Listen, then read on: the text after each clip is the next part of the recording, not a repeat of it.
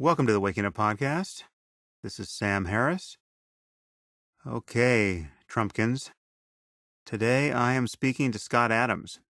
Scott was the most requested defender of our Commander-in-Chief. He quite happily was willing to come on the podcast, and we had a very civil and enjoyable conversation. If anyone was triggered, it was me. Scott certainly sounded like the meditator.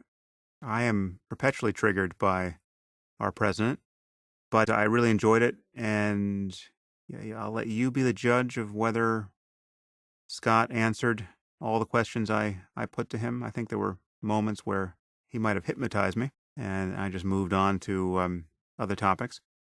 But anyway, thank you, Scott, for coming on. It was a worthy experiment to try to talk about all this. Scott, if you don't know him, though many of you surely do, is the creator of Dilbert, one of the most popular comic strips of all time. And he's done this full-time since 1995. Before that, he worked for 16 years at various companies from which he has mined all this material for Dilbert.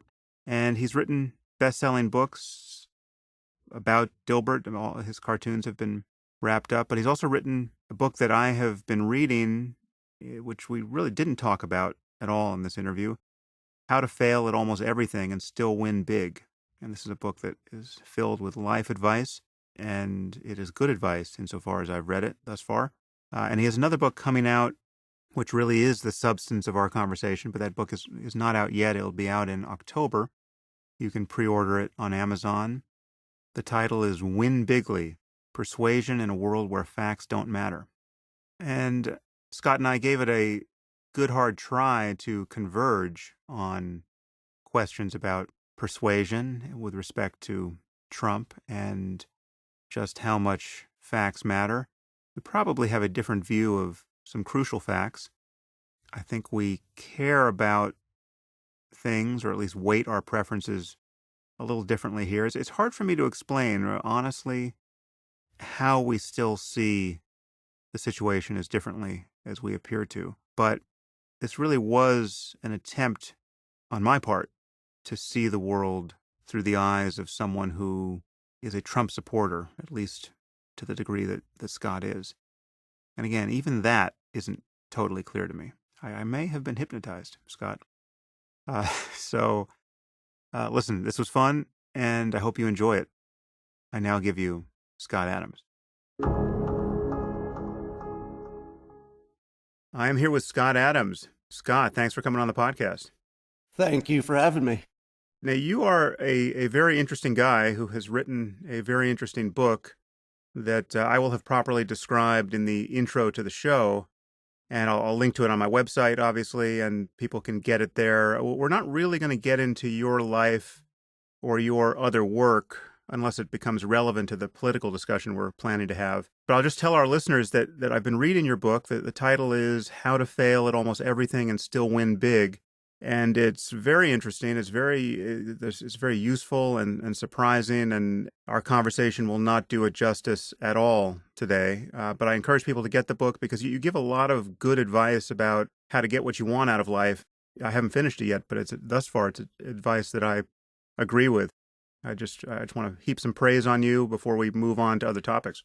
Thank you. Let me just put some context on that. The book you're talking about is essentially how to program yourself to be more successful in whatever way you want. But the new one that's already available for pre-order is about how to persuade other people. It's called Win Bigly, and it'll be out in October. Oh, cool. So now that is a book I'm sure we will be getting some preview of in this conversation, because that obviously relates to what we're going to be talking about. And I'll put a link to that as well on my blog. Okay, so let me just set up this conversation so that everyone understands the context. As our listeners will be quite aware, I've been attacking Trump really since before the election. So it's safe to say I'm not a fan. I'm sure I'll have some more impertinent things to say about El Presidente over the course of this next hour. But I've encountered a fair amount of criticism from people in my audience who like Trump, or at the very least feel that he was the best choice we had for president in 2016. And many of these people have been complaining that I've created an echo chamber here on the podcast because I've only been talking to Trump's detractors. And I certainly can see how they might think that. Although I've pointed out that the people I've been speaking with who criticize Trump have been Republicans for the most part. So the idea that these conversations have been an expression of political partisanship doesn't make any sense. There's really zero partisanship coming from someone like David Frum or Ann Applebaum or me, for that matter, on this topic. Because, for instance, none of what I've said about Trump would apply to Mitt Romney. And I've also never been shy about pointing out all the terrible things about Hillary Clinton. So if it's been an echo chamber, it hasn't been a left-wing one. But in the meantime, I've been asking Trump supporters for months who I should bring on the podcast to represent the other side of the story and to help me recover from this much-diagnosed Trump derangement syndrome, which many people say I have. And I appear to have a whopping case of it. And you are the person who has been most often recommended to me. So I just would congratulate you on that score. Well, thank you. There's a lot of pressure on me, but okay.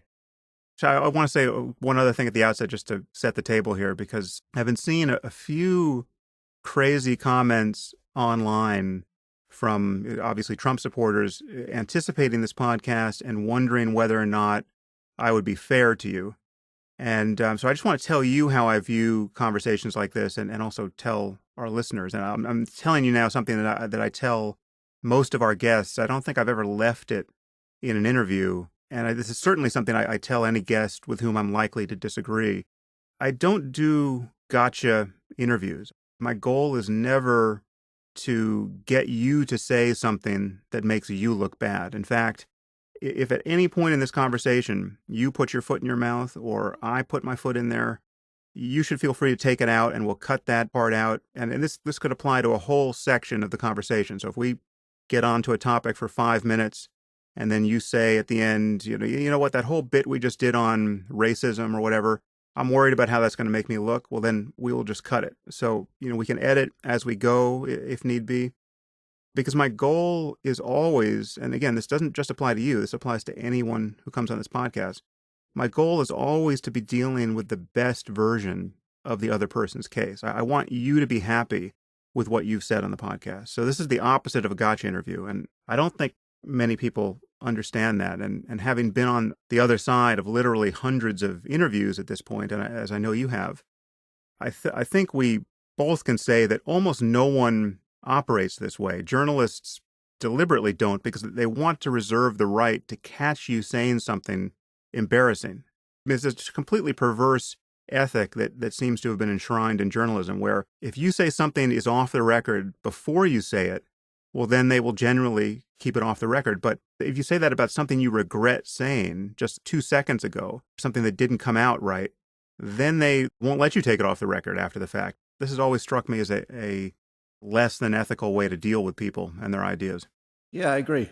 But wouldn't worry about me because, like you, I've done a few of these. Yeah.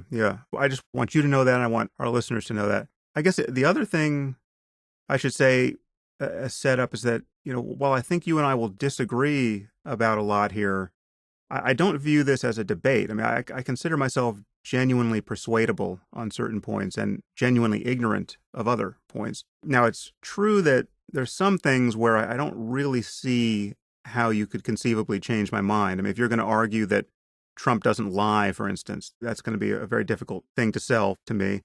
But I genuinely count myself ignorant of how people find him appealing. So I view part of your job in this conversation as really educating me on how that is possible.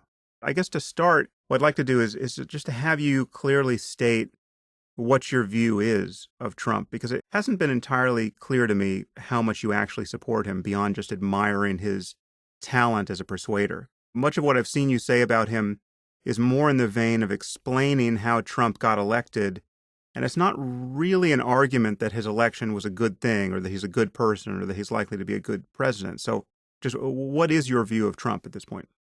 Well, I should tell your listeners, first of all, that I have a background as a trained hypnotist, and I've been studying the field of persuasion all of my adult life as part of my job. It's part of what a writer does, part of what a cartoonist needs. So when I saw Trump enter the race, I noticed fairly quickly he had the strongest set of persuasion skills I've ever seen. He has what I call a skill stack, a complementary set of skills that if you looked at any one of those skills, you'd say, well, that's good. That's better than most people, but that's not any world class particular special skill. But when you put them together, they're insanely effective, as we can see, because he's president. He made it, against all odds. And my view on the politics of it is that my political preferences didn't align with either side in the election. I consider myself an ultra liberal on social stuff, meaning that even liberals don't recognize me because I'm more liberal than liberals. I could give you some examples of that to fill that in if you want. And then on the big stuff, the international stuff, how do you beat ISIS and what's the best thing to do in North Korea? My view is that none of us really know the answer to that because we don't have the information that government would have, and we don't have the full context that they have. So generally, I don't have a firm position on the big international stuff, and on the smaller local stuff, the domestic stuff, I'm in favor of people doing whatever they want to do as long as it doesn't affect me. So I should say that I haven't seen everything or read everything you've said on this topic. I've read some of your blog posts and I've seen some of your Periscope videos, which you've been doing quite regularly about Trump. But it seems to me that you are sort of having it both ways here because you seem to delight in his ability to get away with doing at least questionable things. I mean, I would say bad things, but I mean, certainly dishonest things because you admire his talent as a persuader. But to my eye, very quickly begins to seem like a defense of the bad things he's doing, or at least a denial that they are bad, or a denial that he's doing any harm to our civil discourse and to our politics by lying to the degree that he does. So where does your appreciation of the artistry grade into actually thinking he is good and liable to do good things? The way I like to frame it is that I'm helping people see him clearly without the filter that the opposition is putting on him. Because he has a set of skills and a talent that we've never seen before, meaning that nothing like this has ever been in the political realm that we've seen. So what he can do is probably different from what a regular politician can do, both on the upside and the downside, I would think. So I'm not discounting that there's greater risk with a President Trump than some vanilla president. But I think his supporters have said explicitly and often, we'll take the risk, we'll take the chaos. That's the price of change. So there's a lot of that his supporters accept. And I see my role in this as clarifying. And if they like that choice, if that's a risk profile that they appreciate, then at least they can see it a little more clearly. Now, let me speak about the lying part, because I think that's probably central to your problem. Would you say that's true? Yeah. So here's how I frame that. It is unambiguously true, and it is clear to both his supporters and his critics that he says things fairly frequently that do not pass the fact checks. And you would agree with that, right? So I think we're starting from the same factual starting point. It understates it for me, but yes, I'm with you. Now, obviously, his supporters would say, well, that one thing he said wasn't so wrong, so there'd be lots of disagreement in the gray areas. But there's no question that there are a lot of things he said that don't pass the fact checking, and everybody agrees with that. Here's the part that I put on top of this that I think is helpful. When you understand persuasion at the level that he does, and at the level that I've come to understand it through my own work over the years, the truth is not as useful as, I guess that's the best way to put it. It's not as useful as it should be because it doesn't change people's minds. And the job of politics is often to change people's minds, their hearts, their emotions, what they care about, what their priorities are. So if you were to look at the types of things that the president has said that didn't pass the fact checking, and that's the way I'm going to prefer to say it, is they are almost always emotionally true, or they are emotionally compatible with what his supporters are already thinking. So there is an emotional and directional truth to what he does that's independent from the facts being completely wrong. So, for example, when he said there were Muslims dancing on the rooftops or in the streets after 9/11, that does not pass the fact checkers. But it is unambiguously true that his supporters and even his critics would say, I'm a little concerned that there's some people in the Muslim faith who are not as unhappy about 9/11 as they should have been. So, in other words, what he said was technically, specifically, factually incorrect, as far as we can tell, unless something new comes around.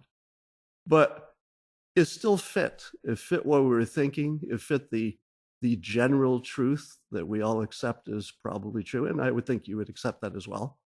And what you see in persuasion is something called pacing and leading. And it's a very important concept in persuasion. The pacing part is where you become compatible with the other person or persons you're trying to influence. You're trying to match them in some way that's important. And if you match them long enough, called pacing, eventually they will let you lead because you are one of them. They're comfortable with you. They agree with you. They feel the same way you feel. They trust you. They trust you emotionally. And that's the way people need to trust you, because trusting somebody factually is sort of a non-starter. It doesn't help that much, right? But trusting somebody emotionally says, yeah, I can let you do things that even I don't think are right, but I know that you're heading in the right direction. I trust that you have more information than I do. I trust that if you have to pivot because it doesn't work out, you'll do that, because you and I are emotionally on the same page. We want generally the same thing. Similarly with take immigration. Now, one of the things that President Trump and before that candidate Trump was saying that was emotionally compatible with a lot of people is, hey, there's an immigration issue. It brings with it some amount of crime that we wish we didn't have, and it brings with it some risk of terrorists slipping in, which we wish we didn't have, and those things scare us, and we would like to have less of it. Now, that's the emotional truth that is common to both sides of the conversation, right? That everybody would like less of those things. Now, the way he does it, of course, is with his typical hyperbole of coming in with the biggest first offer you've ever seen, which is, I'm going to ship back, what was it, 12 million people who are undocumented in this country. Now, when you heard it, and when people on the other side heard it, they quite reasonably said, holy hell, there's no way you can do that, first of all. It would be cruel, second of all. It would be, it would cause riots in the streets. It would cause a civil war practically. I mean, it's such a big, hard to do, bad thing. But when I heard it, I said to myself, and I said publicly a lot of times, he doesn't mean that.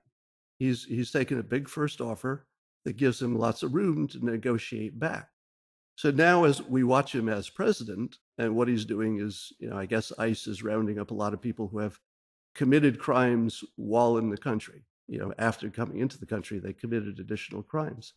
And probably there are some cases, I think almost surely, some cases where ICE, let's say, breaks down a door and there's a room full of people, and 3 of them have been in a serious gang violence situations. So of course you want to deport those guys. But then there's a couple guys who are just members of the gang who, you don't have any proof they did anything that was another additional crime. But what are they doing in the room? So let's say those 2 guys get shipped back too, because they're just sort of in that gray area, and they're so deeply into the gray, they're dark gray. Well, you don't have any proof. Now, when people see that story, and I'm sure that kind of story is going to be trickling out in different ways, and people compare that, they contrast it to what they imagined could have happened, which is 12 million people rounded up and shipped home, and they say to themselves, well, I wish we wouldn't deport people who we haven't seen for sure committed additional crime, but that's not so bad compared to what I thought was going to happen.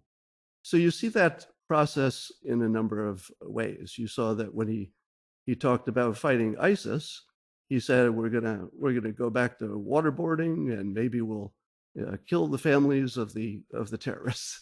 And a lot of people said, no, oh my God, you can't do that. That's going too far. There are plenty of good practical reasons why you don't do those things.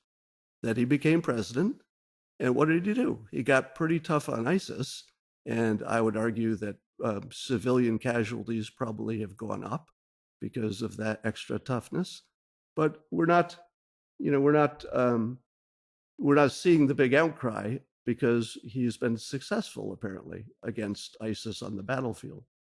So we see this pattern, which he has broadcasted for decades. He actually wrote a book on it, The Art of the Deal, in which he talks explicitly about using hyperbole, in other words, things that don't pass the fact checking, and making big first offers to give him lots of room to negotiate toward the middle. So the thing that his supporters believe that his critics do not is that he is emotionally and intellectually on their side and that he will work out the details when he needs to. So that's what his supporters believe. And I think we've seen a pretty unbroken pattern of exactly that happening. And I predicted this pattern, long before he even got nominated, because he has that skill set. He repeated that pattern often. And it was the only rational thing that I could see, unless he was, unless you imagined he was actually literally insane. It was the only thing I could imagine would happen. And sure enough, it's happening, just as I predicted.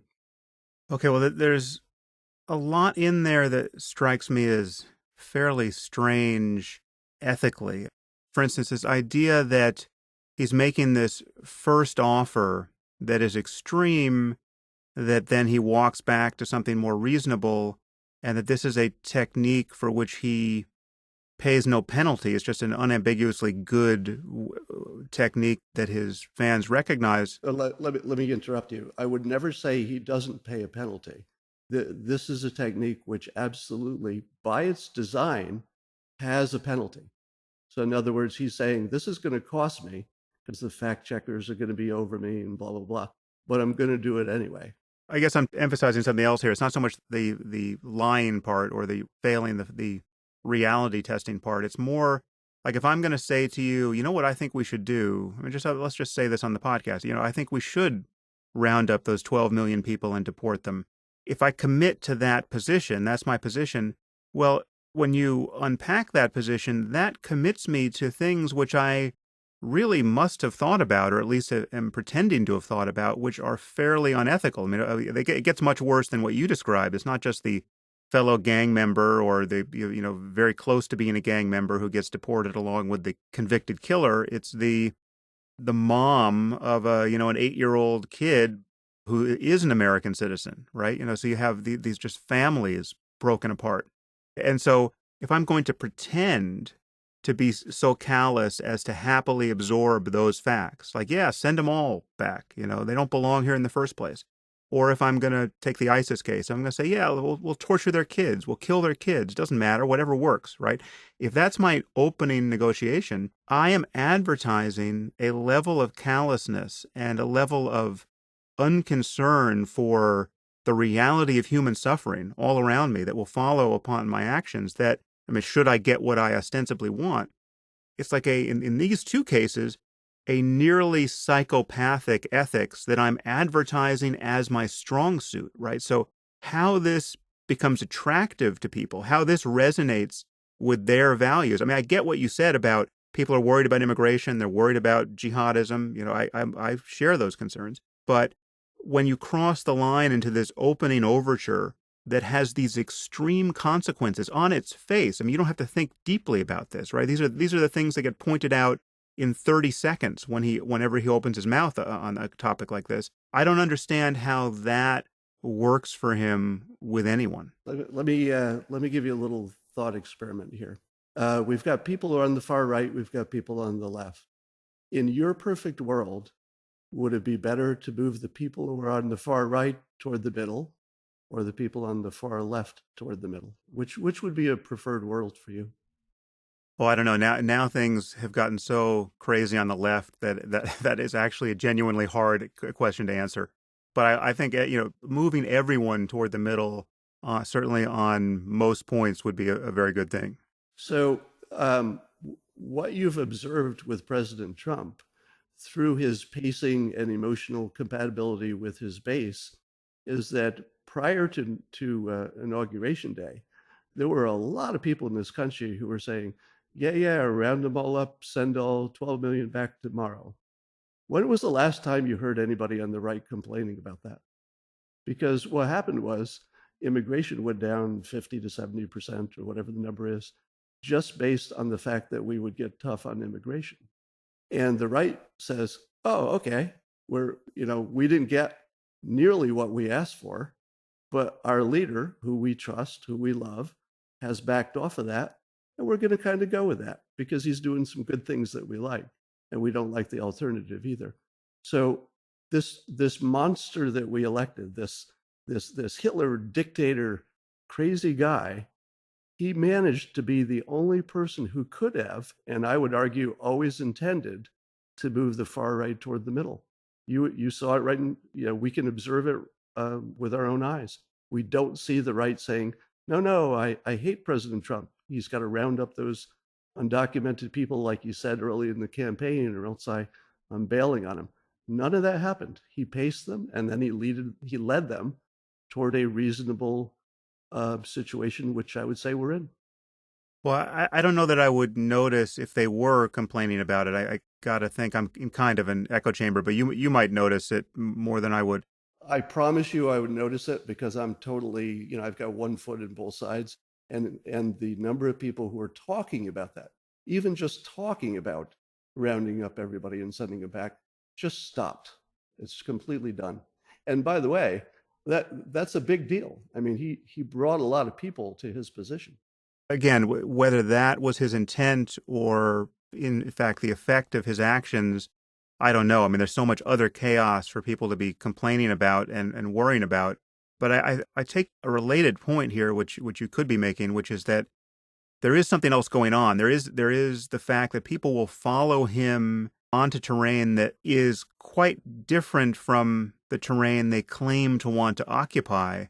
And so they will kind of run roughshod over their own stated principles. And I'm noticing this with establishment Republicans who, once they grabbed his coattails, it seems like that they are willing to follow him anywhere, even into something that looks like almost treasonous level of fandom of Vladimir Putin. And so I'm sure we'll talk about that. But I want to, before we continue down this line, I want you to describe this analogy that you've made, which I think is very useful. I mean, you have this two different movies analogy, and I just want to put that in play for listeners because I think it's a good framing. Yeah, there are two concepts that people need to understand to have any idea what has happened in the past 2 years. One is confirmation bias. I'm sure you've talked about this a number of times on your podcasts and your books, which is the tendency for humans to see all evidence as supporting their side, even if it doesn't.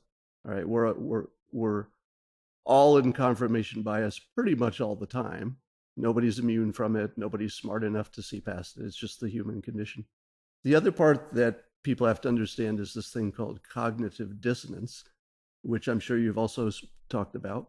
And that's the idea that if our mind is set toward a specific reality, especially if it involves ourselves, some self-image, and then we find ourselves doing something or learning something that violates what we're sure had to be true, we just reinterpret what we saw and spontaneously create essentially an illusion, an imaginary world that explains all the things that wouldn't have been explained without that hallucination.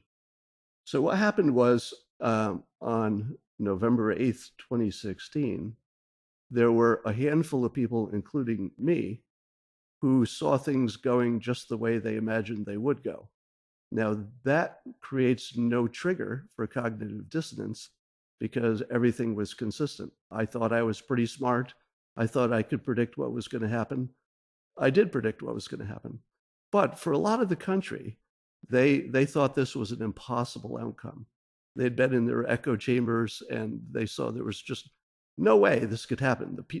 There are people who have never even met a Trump supporter, much less imagined he could be elected. They looked at the polls. They saw it was 98% likely that Hillary Clinton would win. And then the results didn't go that way. That's a perfect trigger for cognitive dissonance. And I described that election as a cognitive dissonance cluster bomb. And what it did was it split the United States and to some extent the rest of the world into what I call two movies that are running simultaneously on one screen. So if you imagine we're all in the audience, but half of the audience is looking at the same screen that you and I are, and half of them are seeing one movie, and the other half are watching an entirely different movie. In one of the movies, we had just elected Hitler or something like it, and people were taking to the streets to say, "Oh my God, the world is going to be on fire." And another half of the country were saying, "Hey, we got a guy who's probably going to be pretty good on jobs, and maybe he'll tighten up the borders and do some business-like systems in government that we like." And that's all they saw. And the other side saw something completely different, an entirely different movie. Now, I had predicted prior to the inauguration that because of that setup, which I could see coming from a mile away, that we would experience the following arc. First of all, there would be huge protests because people thought that some Hitler character had been elected. But after a few months of President Trump acting like a normal president who is using the normal mechanisms of power and is getting some stuff done and moderating his positions as presidents do, that the Hitler illusion would start to dissipate and that it would eventually give way by summer. That was my prediction. And it has largely. The Hitler stuff is largely dissipated for lack of confirming evidence. And it was replaced with, well, he's not Hitler, but he's definitely incompetent. He's so incompetent. There's chaos in the White House. They can't get anything done. And I predicted that by the end of the summer, he would in fact get things done. But the criticisms don't stop, because that's just not the way it works. People don't change positions like that. They simply change the reasons that they oppose him. And I predicted that the reasons would change from, he's Hitler to he's incompetent to, all right, he did get a lot of things done, and they were the things he said he was going to get done, and they do match, Republican positions, but we don't like it. All right, he is competent, he does get things done, he's effective, but we don't like what he's doing. So I think that's where it's going to be by year end, and it seems to be heading that way. One thing I want to point out, which just strikes me as a strange emphasis that I've heard from you here, but I've also heard this just quite frequently from other Trump supporters. So I just want to flag it. I don't know if much turns on it, but so for instance, in your description of what created the cognitive dissonance, you talk about the failure of people who don't like Trump to predict that he would win the election. So everyone was just blindsided by the fact that he won. And this put them into the other movie theater where they're seeing just civilization unravel. I mean, for me, it was never a matter of being sure that Hillary Clinton was going to win. In fact, the last poll I looked at that I thought was actually informative, Trump had a 20 or 25% chance of winning. And I am statistically educated. I know how often a 20% chance of winning comes up. It's not a tiny probability.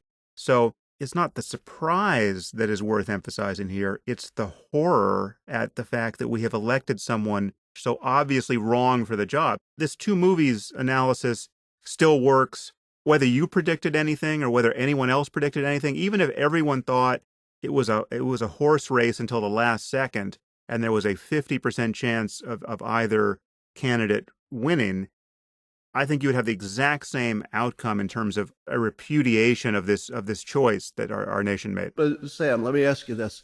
At what point in the process did you decide that he was incompetent to be president? That is a great question. I love that question. That is my favorite question ever asked of me on this podcast. I guess let's focus on the master persuader idea, because here's the movie I'm in, all right?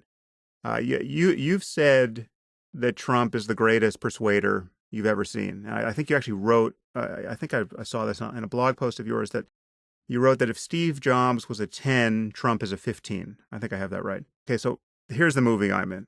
And this predates this election by at least a decade.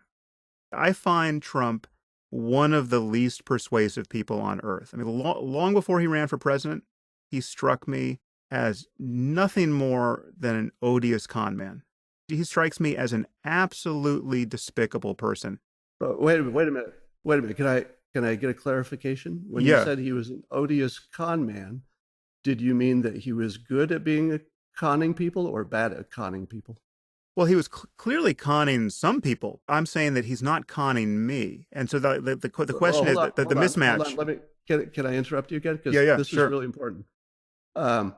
He was conning, apparently, according to your frame of things, prior to the election. It seems probably to you that he was conning enough people to do the things he needed to do, which was, build buildings and keep his fortune high and become a reality TV star and all that stuff. Yeah, but that was it. He was a reality TV star who, I mean, I viewed him, I didn't spend a lot of time thinking about him, but I assumed that most people were in on the joke, right? That he was a kind of punchline. It was like a punchline lived over the course of a profitable life. But this was not somebody who was, as he was billing himself to be, a truly great businessman or anything else. Yeah, Sam, there's an important point here that I don't want to lose by going too far past it. Your understanding of him at the time was that he could con some people, and apparently it was enough of the right people he was conning, to use your word, to effectively do the things he was trying to do. Would that accurately state your opinion?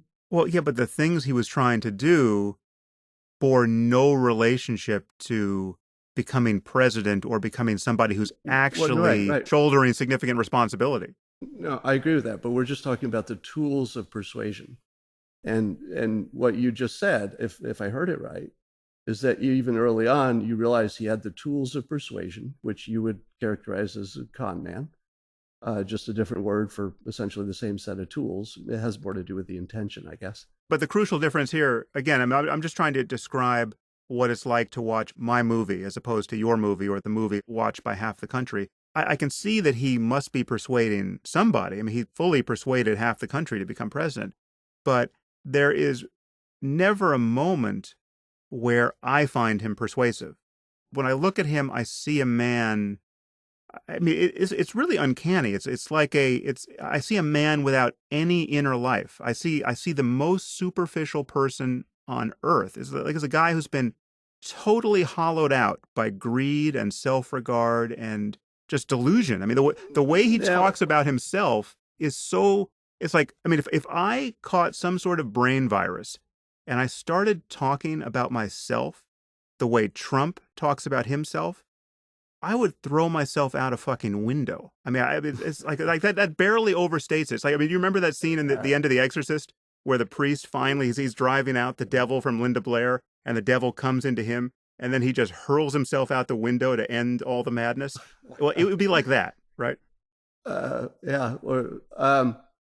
Yeah, we've gone full exorcist on this. I'll tell you, one of the things that I write about and Periscope about is the triggers, or the tells for cognitive dissonance. How do you tell that you're in it versus somebody else is in it? Did I just give you one of my tells? Yeah, you did. The most classic one is to imagine that you can know somebody's inner mental processes.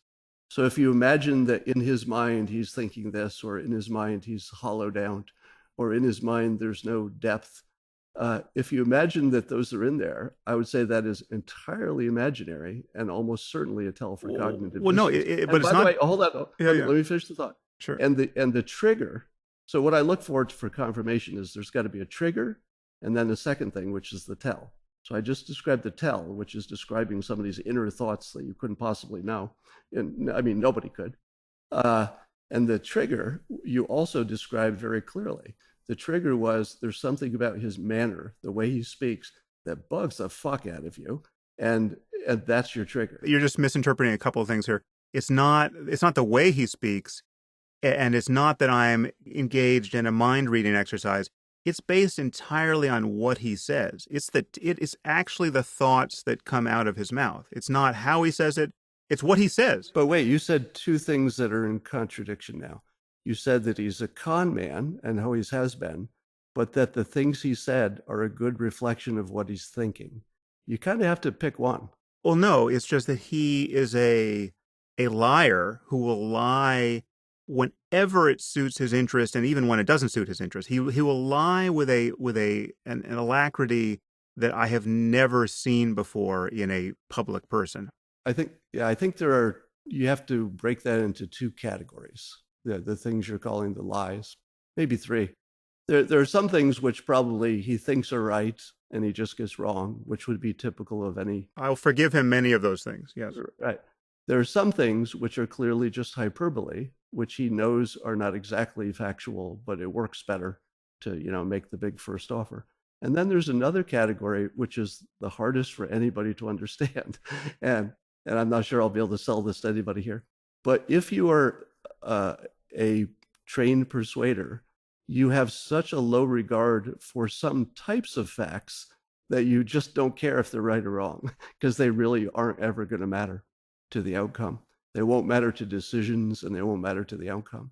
Now, I believe, having been watching him through this filter now for a couple of years, that he can definitely tell the difference between all those categories. And that I haven't seen him tell the lie that causes the country to be harmed in any way. They all seem to be either trivial, and he just doesn't care, and there's no point in apologizing because that's bad persuasion too in many cases, or they're emotionally correct. So my filter on this, that he's actually a skilled persuader and he knows exactly what he's doing, and those things which are clearly just mistakes tend to be trivial. That is what I used to predict the outcome that got us exactly where we are. And my starting point was everybody can hindcast. Everybody can say, oh, the way he won was, here's my reasons. CNN listed, I think, 24 different reasons why the surprising result of his election happened. And they're all different reasons. So as you know, confirmation bias, blah, blah, blah, allows you to explain what happened in the past with any number of stories, and they all fit. That's why we have trials and lawyers, and all of their stories sound good, and the jury has to sort it out. But what I did early on is I said, I'm so sure that these tools are real and consistent, and he knows what he's doing, that I'm going to risk my entire fucking career to predict that he's going to win it all and win it big. And not only did he win it big, but he won in the electoral college. He won the only way that it mattered. He played the only game that they were playing, and he won. Now, some people will say, well, he lost the popular vote. And I would say, you're right. He did lose the game that he wasn't playing. He never played that game. So if you look at the predictions, and if you see that they seem to be hitting all the right notes, that is a little more persuasive than saying, well, I'm going to look at it in the past and apply these 25 different filters that all pretty much work. There are lots of different explanations of how things work in the past. But Scott, the emphasis on him successfully persuading doesn't deal with the fact that what he would be persuading someone toward, or the country toward, may not be a good thing. I mean, so for instance, I think he is someone who is so morbidly selfish. And again, this is not me with a crystal ball. This is me just looking at how he's lived his life, the kinds of things he's done, the kinds of things he says about himself. He's put himself first to such a pathological degree that I think he's capable of committing treason or something like treason without even noticing it. There's no sense at all that he has the public good in mind when he's acting. So the fact that he's a good persuader, even if I were going to grant you that, and there's one thing I want to flag here that you just said that I think is manifestly not true, which is that none of his lies have harmed our society. I think all of his lies have harmed our society. I think the fact that we have a president who lies and everyone knows it, and no one can really trust what he has said until the facts come out, I think that has done immense harm to the world, frankly. In what quantitative way is it would the stock market be at even higher record levels? The stock market is the wrong metric here. I mean, well, would ISIS be reconstituting if he'd been a little more forthcoming? Would North Korea have not have launched that last nuke? What exactly would be the evidence that something he said has actually harmed the fabric of society? The fact that all of us are talking about politics,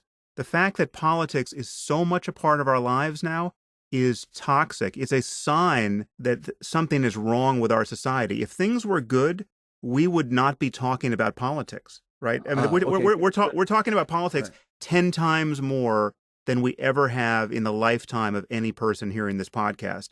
I could list 100 other bad things, but that's one symptom. It's a very good thing, and I'll tell you why.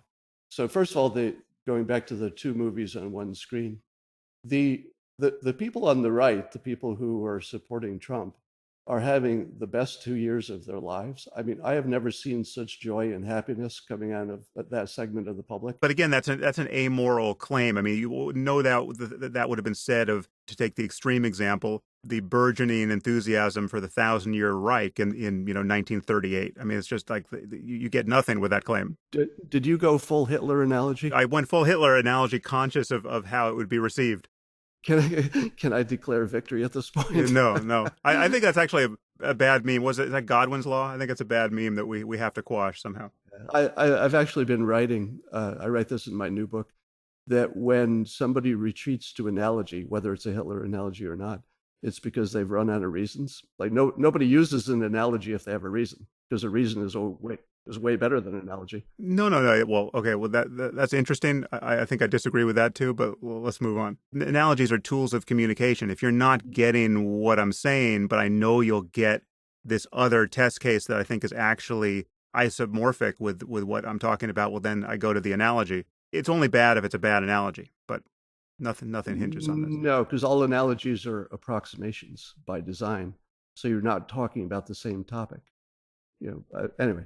We could talk about analogies some more. Sure. I agree that analogies are excellent for explaining a concept for the first time. So if you say a zebra, if you've never heard of a zebra, it's like a horse, but imagine it has some stripes on it.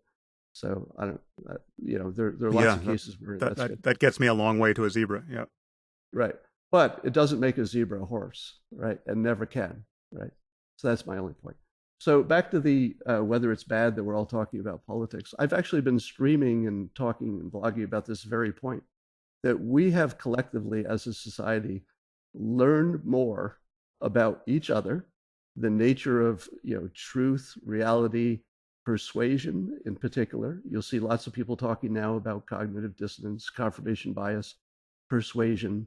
These are important concepts for people's happiness and understanding of their condition that we never had before. And in fact, before the election, I had said several times and publicly that what Trump was going to do was not just change politics, which he did. I mean, he changed everything, but that he would rip a hole in the fabric of reality and let us peek through. And that hole is what we're peeking through right now, which is that people can sit in the same theater watching a different movie, and that there's a reason for it. We know what the reason is. It's confirmation bias. It's cognitive dissonance, and that's that understanding goes a lot further than, hey, your facts are wrong. You lied about this. You didn't pass my fact checking. If you're locked in that smaller, less aware world where you think that people make decisions on logic and facts because you think they should, you're missing the biggest part of life, which is that people don't. Yeah, I would agree with you if you said to me, Scott, I think we should use reason and facts, and we should never depart from that. I would say, sure, that's great. We should, but we can't because we're not built that way. We humans don't have that capacity in general. Yeah, we can in very constrained ways like science, but in general, no. Okay, well, let's plant a flag there because that's an interesting topic that is obviously bigger and deeper than this political topic, and maybe we'll get to it. And that's actually the topic in some measure of your first book or your last book that I've been reading. And if we have time, I'd love to touch that. But I just want to come back. I mean, again, I have this creeping feeling of confusion or bewilderment that I want you to sort out for me. And it comes down to this two-movie analogy because I don't see how they are actually different movies. I get that In the other theater, the fans of Trump don't care about certain things that are appearing on the screen, and I care very strongly about those things, but I don't get how they're actually not seeing these things, or they're seeing them differently. And I want to take you back just to what you said before when I went full exorcist on you. Well, can I interrupt? Because I think there Sure. have been some news reports recently that said that Trump supporters know exactly what's true and what isn't, and there isn't that much difference between the two sides. I'll give you an example of, like, this is what the kind of thing that's in my movie. There's literally 100 things I can mention here, but I'll just mention a couple. So it seems to me that everything you need to know about Trump's ethics were revealed in the whole Trump University scandal, right? So, I mean, this is a guy who's having his employees pressure poor elderly people to max out their credit cards in exchange for fake knowledge. And as unseemly. Well, hold on. Now you understood that to be a license deal, right? Well, yeah, but I understand that to be the kind of thing that he would have to know enough about to know what he was doing. If he only found out about it after the fact, it's not the kind of thing you would defend. It's the kind of thing you would be mortified about, and you would apologize for, and you would pay reparations for if you're this rich guy who has all the money you claim to have. I mean, it's like, unless you were a master persuader who knew that if you ever back down from anything, people would expect you to back down in the future from other things. But what you're describing is a totally unethical person, right? I mean, this is the problem for me. So let me just give you a couple more points here. But I would say to you that there are false equivalencies around this kind of thing. So that, I mean, people will say that all politicians are liars, or all politicians have something weird in their backstory, but there are very few politicians walking around with something that ugly in their backstory that they haven't repaired. And let me just clarify, though, when I said it was a license deal as opposed to a business that he was actively running, in the Dilbert world, I do a lot of license deals and have in the past. And the nature of those is that you're sort of giving your brand and your name, and then you're not really paying attention to the actual management of the company. So there are two possibilities here. One is the one you described, which is he knew the details and he was okay with it, which would be problematic for me. And I'm positive it would be problematic for 100% of Trump supporters if that was the case. Now, if it was a typical license deal where you don't really know exactly what people are doing and you're not paying attention because you got, in his case, I think 400 companies with his name on them. Well, yeah, his whole life is a license deal for the most part. Even his real estate empire is a license deal. Yeah. So if it were the case that he was treating it like every other license deal, there's a high likelihood, far more likely than not, that he didn't know about the details until it was too late. Now, once he found out the details, how he handled it in court or whatever is yet another separate case. But it's a separate case that even granting you that, it's a separate case that says everything about the man's ethics. But I'll give you two more. No, wait. But it says everything about his ethics if he was aware of it at the time. Oh, no. If you're aware of it in the aftermath. I mean, if I created some deal, if I created, Sam Harris, Waking Up Podcast University, and I licensed it out. I mean, first of all, the fact that you would license it out to other con men, right, who were unscrupulous and not do proper vetting there, but claim you had. I mean, there's a whole commercial with him talking about how these are the geniuses that will be instructing you in this incredibly expensive but profitable enterprise. If you did all that, you're already a schmuck, right? But imagine I had done that, but I'm so busy. I've got 400 different businesses and I just didn't really understand. I got lured. I got conned, say, and I got lured into doing this with people I didn't totally vet. In the aftermath, I would be horrified if I found out that someone, had their life savings ripped from them by con men who I had licensed, right? And I'm this billionaire. I would atone for that as much as could possibly be done. I mean, that's just like you have to do that. Now, Sam, when you say you would atone for it, let's talk about the financial part of that atoning. Yeah. Would you then negotiate with the people who are complaining to figure out, what was an appropriate payment? Would you do that? It would be obviously indefensible, and I would immediately pay back everything that was lost and probably more because like there's just all the pain and suffering associated with it. You have to make people whole. But would you give them whatever they asked for? Just like, hey, give me $10 million. Okay. Well, no, that there has to be some, rational consideration of what the actual cost is. But again, the spirit in which he defended this, right? He hasn't admitted that this was a sham. It's of a piece with everything else that he's represented about himself. He's a genius who's done nothing but help the world, and the world is so ungrateful they can't recognize it, and all the rest is fake news. I mean, it's just he's. But let me ask you just again. And by the way, just I want to be very clear that there's nothing about Trump University that I defend. But that should mean something to you. I mean, hold on. But I also think it needs to be put into its clearest context. And the clearest context is there were people who used the legal system for their complaints, and Trump used the legal system the way it is used to negotiate. And part of that negotiation is, hey, I'm taking you to court. Well, go ahead, I'll take you to court. So that's how you negotiate in the legal context. Okay, but when it was done, he paid them back as the legal process, probably was going to come out that way, no matter whether he got elected president or not. It shouldn't have had to have gone to court. The fact that it had to go to court is a sign of his litigiousness, his defensiveness, his not owning the problem. And who knows how many other scandals like this are in his past where the people couldn't afford to go to court, right? So that, I mean, we actually know a lot about the way he built buildings insofar as he actually built them. And he screwed hundreds, if not thousands of people. And these are people who couldn't afford to take him to court. This guy's reputation is so well known. Have you ever been involved in a big construction project? Because I've done a few. And what do you do when a subcontractor doesn't perform the way you want them to perform? That's one description of what has happened. But again, you're ignoring the fact that he has a unique reputation for screwing people. And this is something that journalism didn't do its job before the election to get this out. Well, but yeah, I would agree he has that reputation. But what is the source of that reputation? It's the people who didn't get paid, right?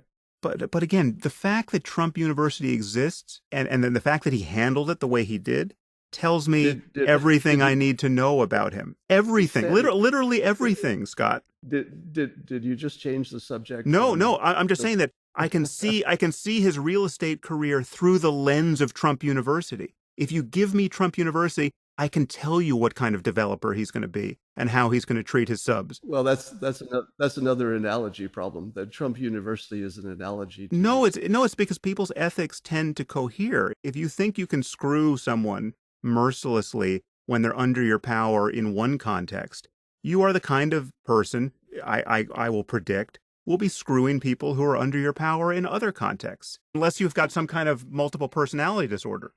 Are there no stories which you're aware of in which President Trump has done things which he was not required to do, which were considered a kindness?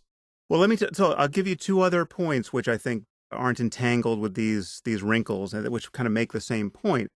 To remind people why we're here, I'm talking about what it's like for me to see my movie and how I don't understand people who are watching the other movie find a charitable way to see these things as they hit the screen. So the other example I would give you is two, and these are so disparate, but each say a lot about the man. They're each something which, if you and I did them, that's more or less game over, right? So you take his career as a beauty pageant host and owner, and the stories well attested, endlessly well attested at this point, of him being the creep who keeps barging into the dressing room so he can look at the beauty pageant contestants, right? These 18-year-old girls who are essentially his employees so that he can catch them naked. So there's that moment, right? Doing that over and over again. And then at his career as a pseudo philanthropist. I mean, so here's a great example. There's this ribbon cutting ceremony for a children's school that was serving kids with AIDS. This is back in the 90s. And he, pretending to be one of the big donors, and just to get a photo op with the mayor of New York, and I think the former mayor of New York, and the real donors to this charity, he jumps on stage, pretending that he belongs there at the ribbon cutting. He never gave a dime to this charity. No one knew he was coming. He literally crashed the party to pretend that he was this big-time philanthropist. Now, you might say, well, this is brilliant PR, right? it's completely immoral PR. It tells like if I had done this, right, you wouldn't be on this podcast. If you found out these things about me, listen, Sam Harris pretends that he gives to charity when he doesn't, and he barges into the dressing rooms of his teenage employees so that he can catch them naked. And he's got this thing called Harris University that he had to get sued in order to apologize for. In fact, he never apologized for. Those three things about me, you wouldn't be on this podcast, and for good reason. But yet you're saying you would elect me president of the United States. Yeah, I would go even further and say that if you actually knew the secret life of any of our politicians, we would impeach all of them. So the problem is that it's not true. The people tend to be fairly despicable when you drill down. Do you really think Obama is trailing things of this magnitude? Character flaws, manifest character flaws of this magnitude? Well, I won't name names, but I would say that it would be more common than not common for especially the males to have like sketchy behavior with the opposite sex. Not this level of sketchy behavior. I mean, this is, again, I'm not going to go to the Billy Bush groping tape, which I think is appropriate to. Keep in mind that President Trump's past is far more public than other people's, so you're going to see the warts as well as the good stuff. But let me stop acting like I'm disagreeing with the general claim you're making that he has done things that you and I might not do in the same situation and would disapprove of. I'm going to say that is common and would be shared by Trump supporters as well. But then you seem to give it no ethical weight. Here's the proposition. He came in and he said in these very words, I'm no angel, but I'm going to do these things for you. Now, he created a situation where for his self-interest, if you imagine he's the most selfish, narcissistic, egotistical human who ever lived. He only cares about himself. He put himself in a position where there was exactly one way for any of those things to go right for him, which is to do a really, really freaking good job. And to imagine that he wants to do anything but the best job for the country now that he's in the position, and it's probably also when he was running, is beyond ludicrous. And I would say, okay, stop there, because I will grant you that he cares about his reputation to some degree, and his reputation would be enhanced if at the end of 4 years or at the end of 8 years, more likely, he was described as the greatest president we ever had. I mean, I think he would like that. If you could give him a magic wand and he could wave it in any direction, he would want to leave being spoken of as the next Lincoln or the next Jefferson. And so granted that in that sense, his interests and the country's interests would be aligned. But there are two problems with that idea. One is there are many ways in which his interests, his personal selfish interests and that of his family, are not aligned with those of the country. And there's real harm to our institutional norms on that basis. I mean, so we have this family functioning like the ruling family in a banana republic now. I mean, they're enriching themselves at every turn. There's endless reports of, the State Department and the Secret Service paying tens of thousands of dollars to stay in Trump hotels. You've got Ivanka hawking her gold bracelet that she was wearing on the first 60 Minutes interview, 48 hours after the election. You got the incessant pumping of Trump-branded properties with taxpayer dollars. I mean, there's no end to this, right? And they're doing deals in dozens of countries. And there are conflicts of interest that they won't even acknowledge. Well, we'll get to Russia. There's this Russia thing, which is clearly not in the interest of the U.S. and may very well be in Trump's interest to, I would say, court I think the word treason, I'm not using the word treason in the technical sense, like I think he'll be convicted of treason, but there's a treasonous level of disregard for the interests of our country in how he has been dealing with Russia thus far, and the Russia scandal. Or he's just being persuasive and practical. Both of those filters fit. There's nothing persuasive about being the first president who will openly, without any caveat, just praise and align himself with a dictator of Putin's quality, who has just maliciously targeted our country in a way that is totally unambiguous. First of all, I'm sure that we target other countries so that, the context is we're probably all doing it to everybody else. Again, this is a move into a kind of amoral equivalence, which doesn't make any sense to me because, of course, we seek to influence other countries, but we do it because we actually have our values, right? I mean, like we think our values are good. If we're trying to influence an election in Iran, say, the reason why we think that is legitimate is because we are the good guys there. Now, and I mean that in a fairly deep sense, right? I mean, we are fighting for democratic values and tolerance of minorities, and I agree. I agree with all that. I'm just saying that in the real world, if a country pokes you, you poke them back the same way. That's just going to happen. Okay, but we have a president now who says nothing but good things about a dictator who we know jails and kills his political opponents and jails and kills journalists. Let me refer you to, there were some CIA analysts recently who said, retired ones, I guess, who said that they were worried that Trump could be easily manipulated by his ego through flattery, and that foreign leaders are looking at his tweets and his personality and saying, hey, we can totally persuade this guy to do what we want by using this flattery thing. Now we're watching President Trump flatter not only the North Korean dictator by calling him a smart cookie for staying in power, but also Putin and also the Chinese leadership. You've seen him flatter the three leaders that we most want to persuade. But I've seen him play both sides. I mean, in one tweet, he'll bash the Chinese leadership, and he was bashing the Chinese leadership throughout the campaign, and he'll bash Kim Jong-un in another tweet. He's both sides of it. It's not one thing or the other. It's the chaos of his own personality and his problems with impulse control made manifest. Has he bashed them since he was president? Because there are things he did on the campaign trail. Which case are you talking about? Well, just tweets about how obviously we can't count on China anymore and warning Kim Jong-un that there's going to be a massive penalty to be paid for. Okay, let me explain both of those things.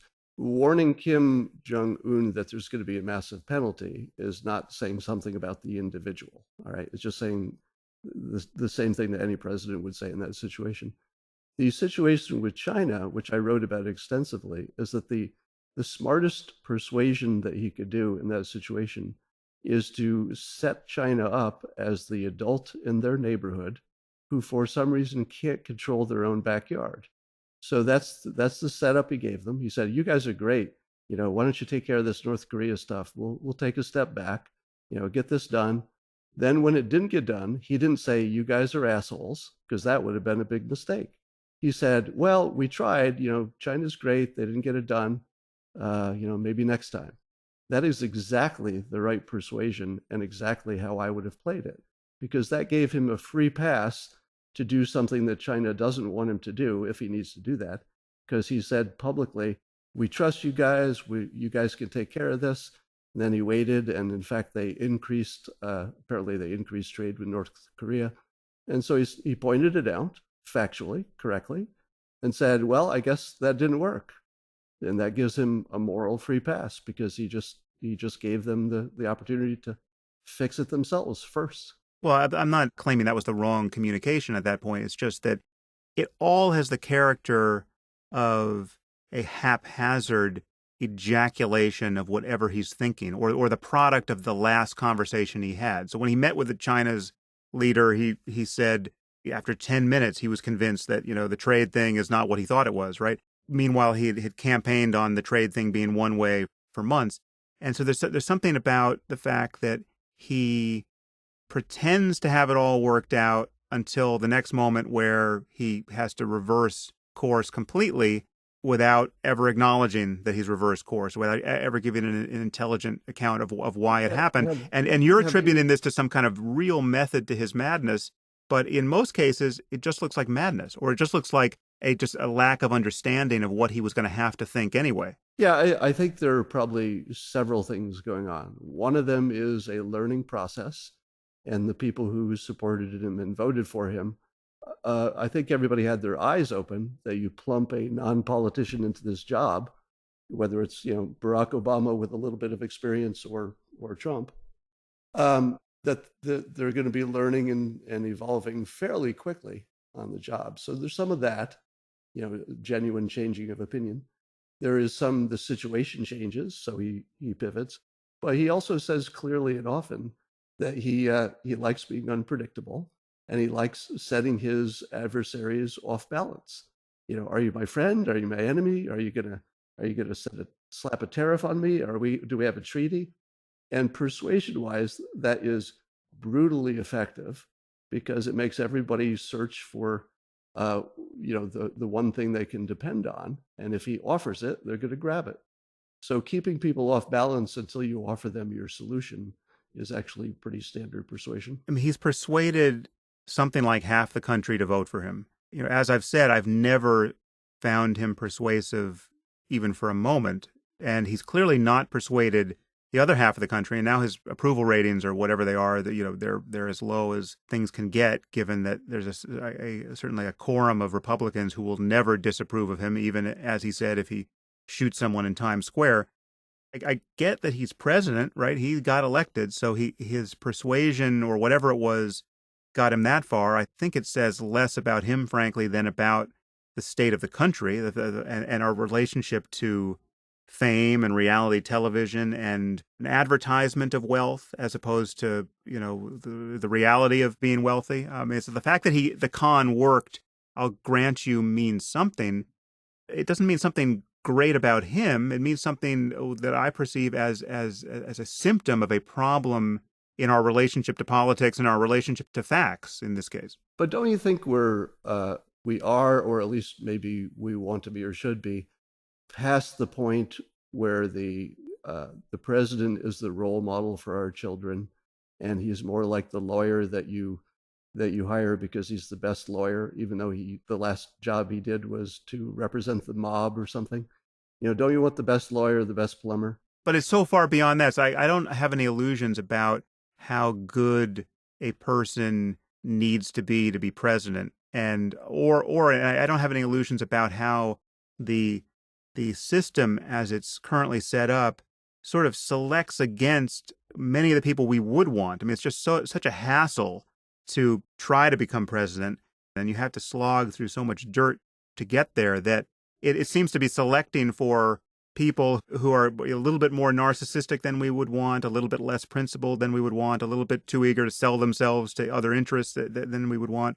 But still, he is a unique case of someone, again, based on everything that he advertised about himself before he ever mentioned that he wanted to be president. I mean, going back 20 years, he is a unique case of somebody who, to my eye, does not have the ethical core, the intellectual interest, the experience, really nothing that would suggest that he would be a good representative of this country or a model for our children, as you put it. Let me describe what I call my perfect life arc.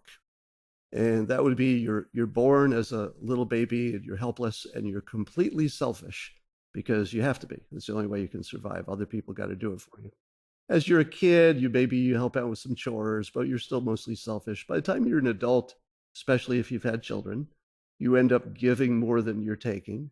And if you've done everything right and you've taken care of yourself and your family and you're old and you're 71 years old, the last things you should be doing is giving back more.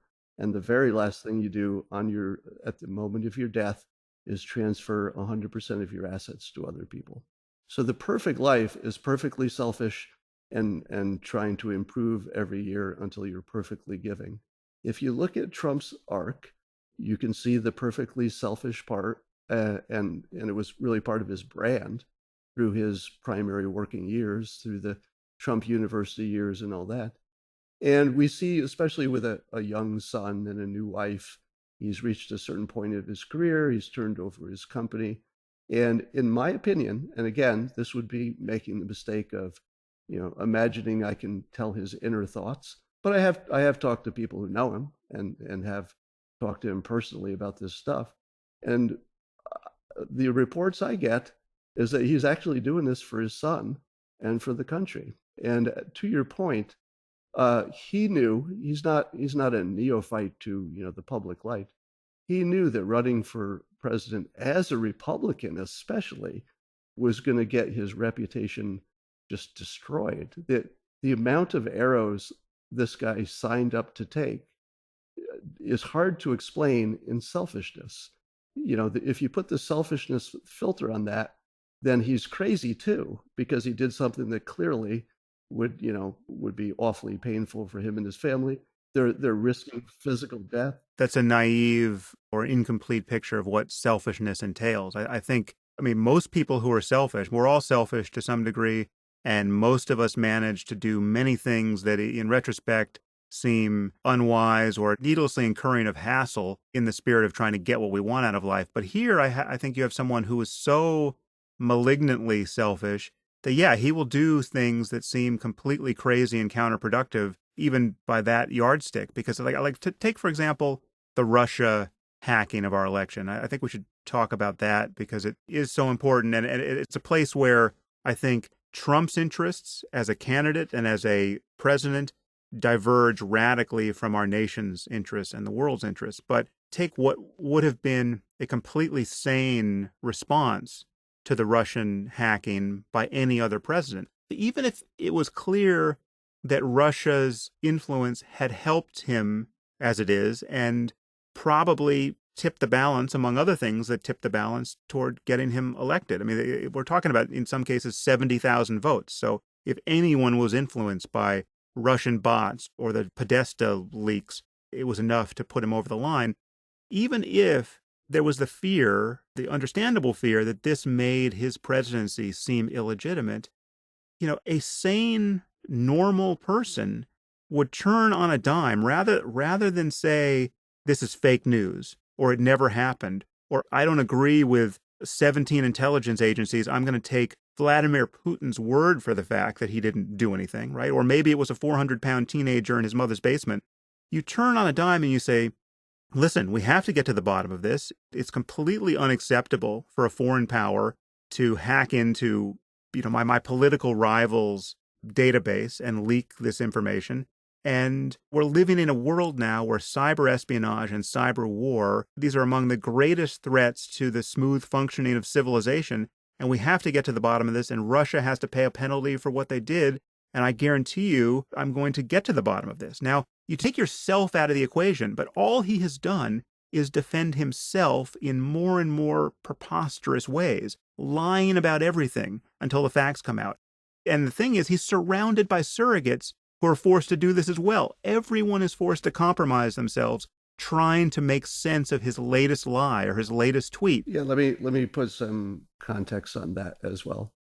So I think you'd agree that the credibility of the presidency matters, and that a president, whether it was President Trump or any other president, who came into office and knew it wasn't really going to change. In all likelihood, he will serve out his term. I think you'd agree.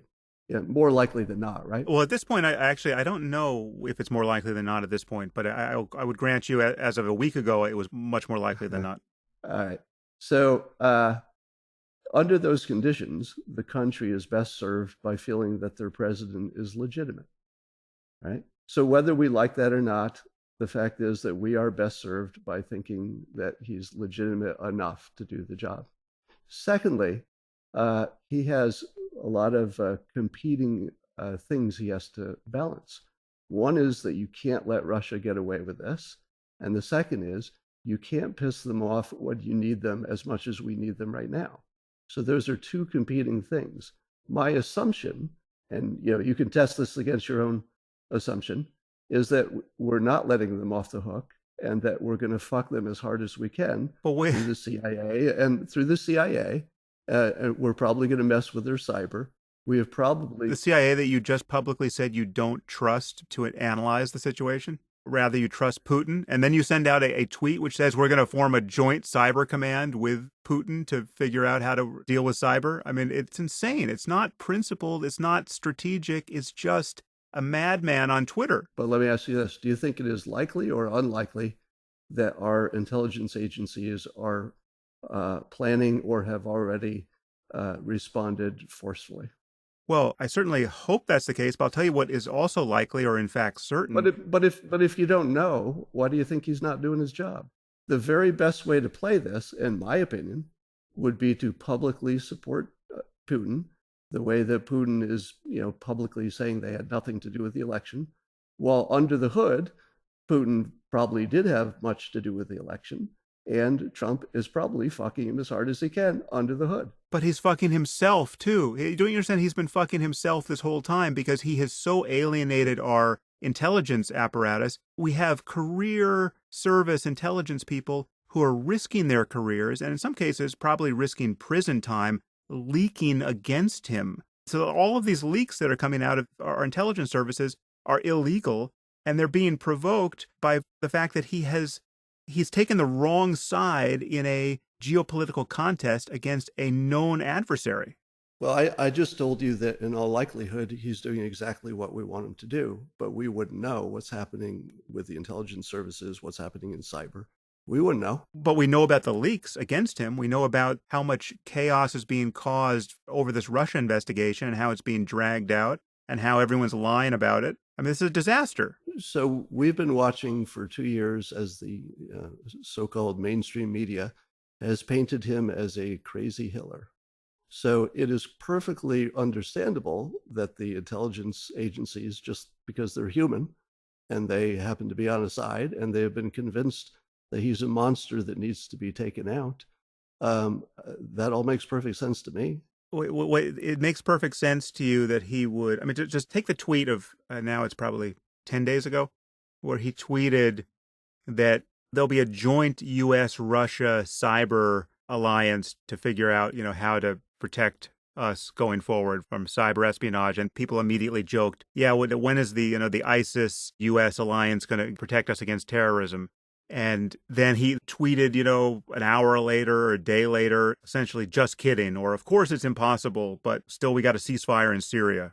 You are describing those kinds of things as the actions of a master manipulator or persuader, but these are so obviously counterproductive. I mean, yes, they're destabilizing. If you're going to, as a general rubric, let me tell you what I think happened, as in the most likely explanation for those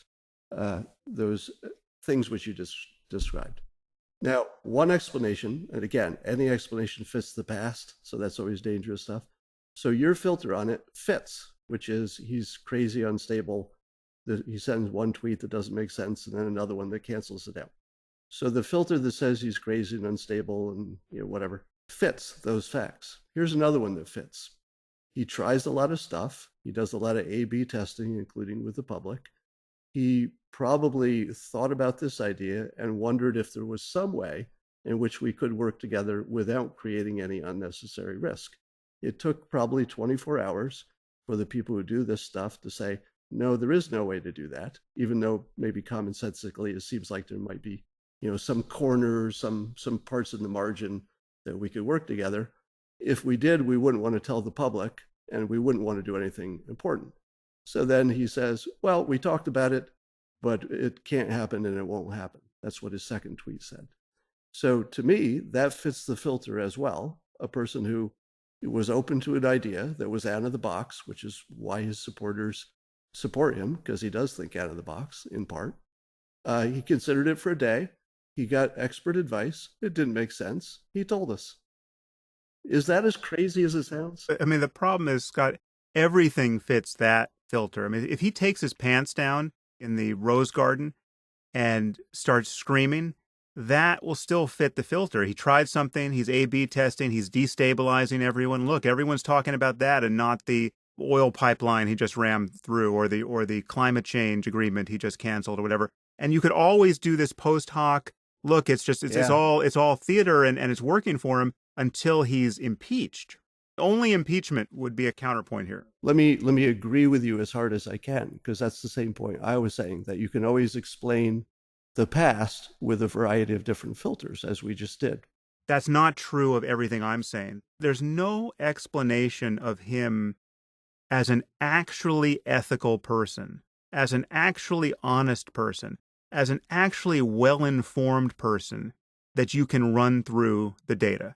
It's impossible. Am I trying to do that? I've never once tried to do that. Well, no, I'm just saying that. So like my analysis of him, my filter of him is falsifiable. I mean, the claims I'm making about him, that he lies to an unprecedented degree, that he is clearly uninformed where he should be informed, and failing to learn on the job the way we would want him to be. Well, but most of that both sides would agree with. So what you've said so far is that he plays loose with the facts. Both sides agree that if you look at his past ethical conduct, both sides would scratch their head and say, I don't think I would have done that in that situation.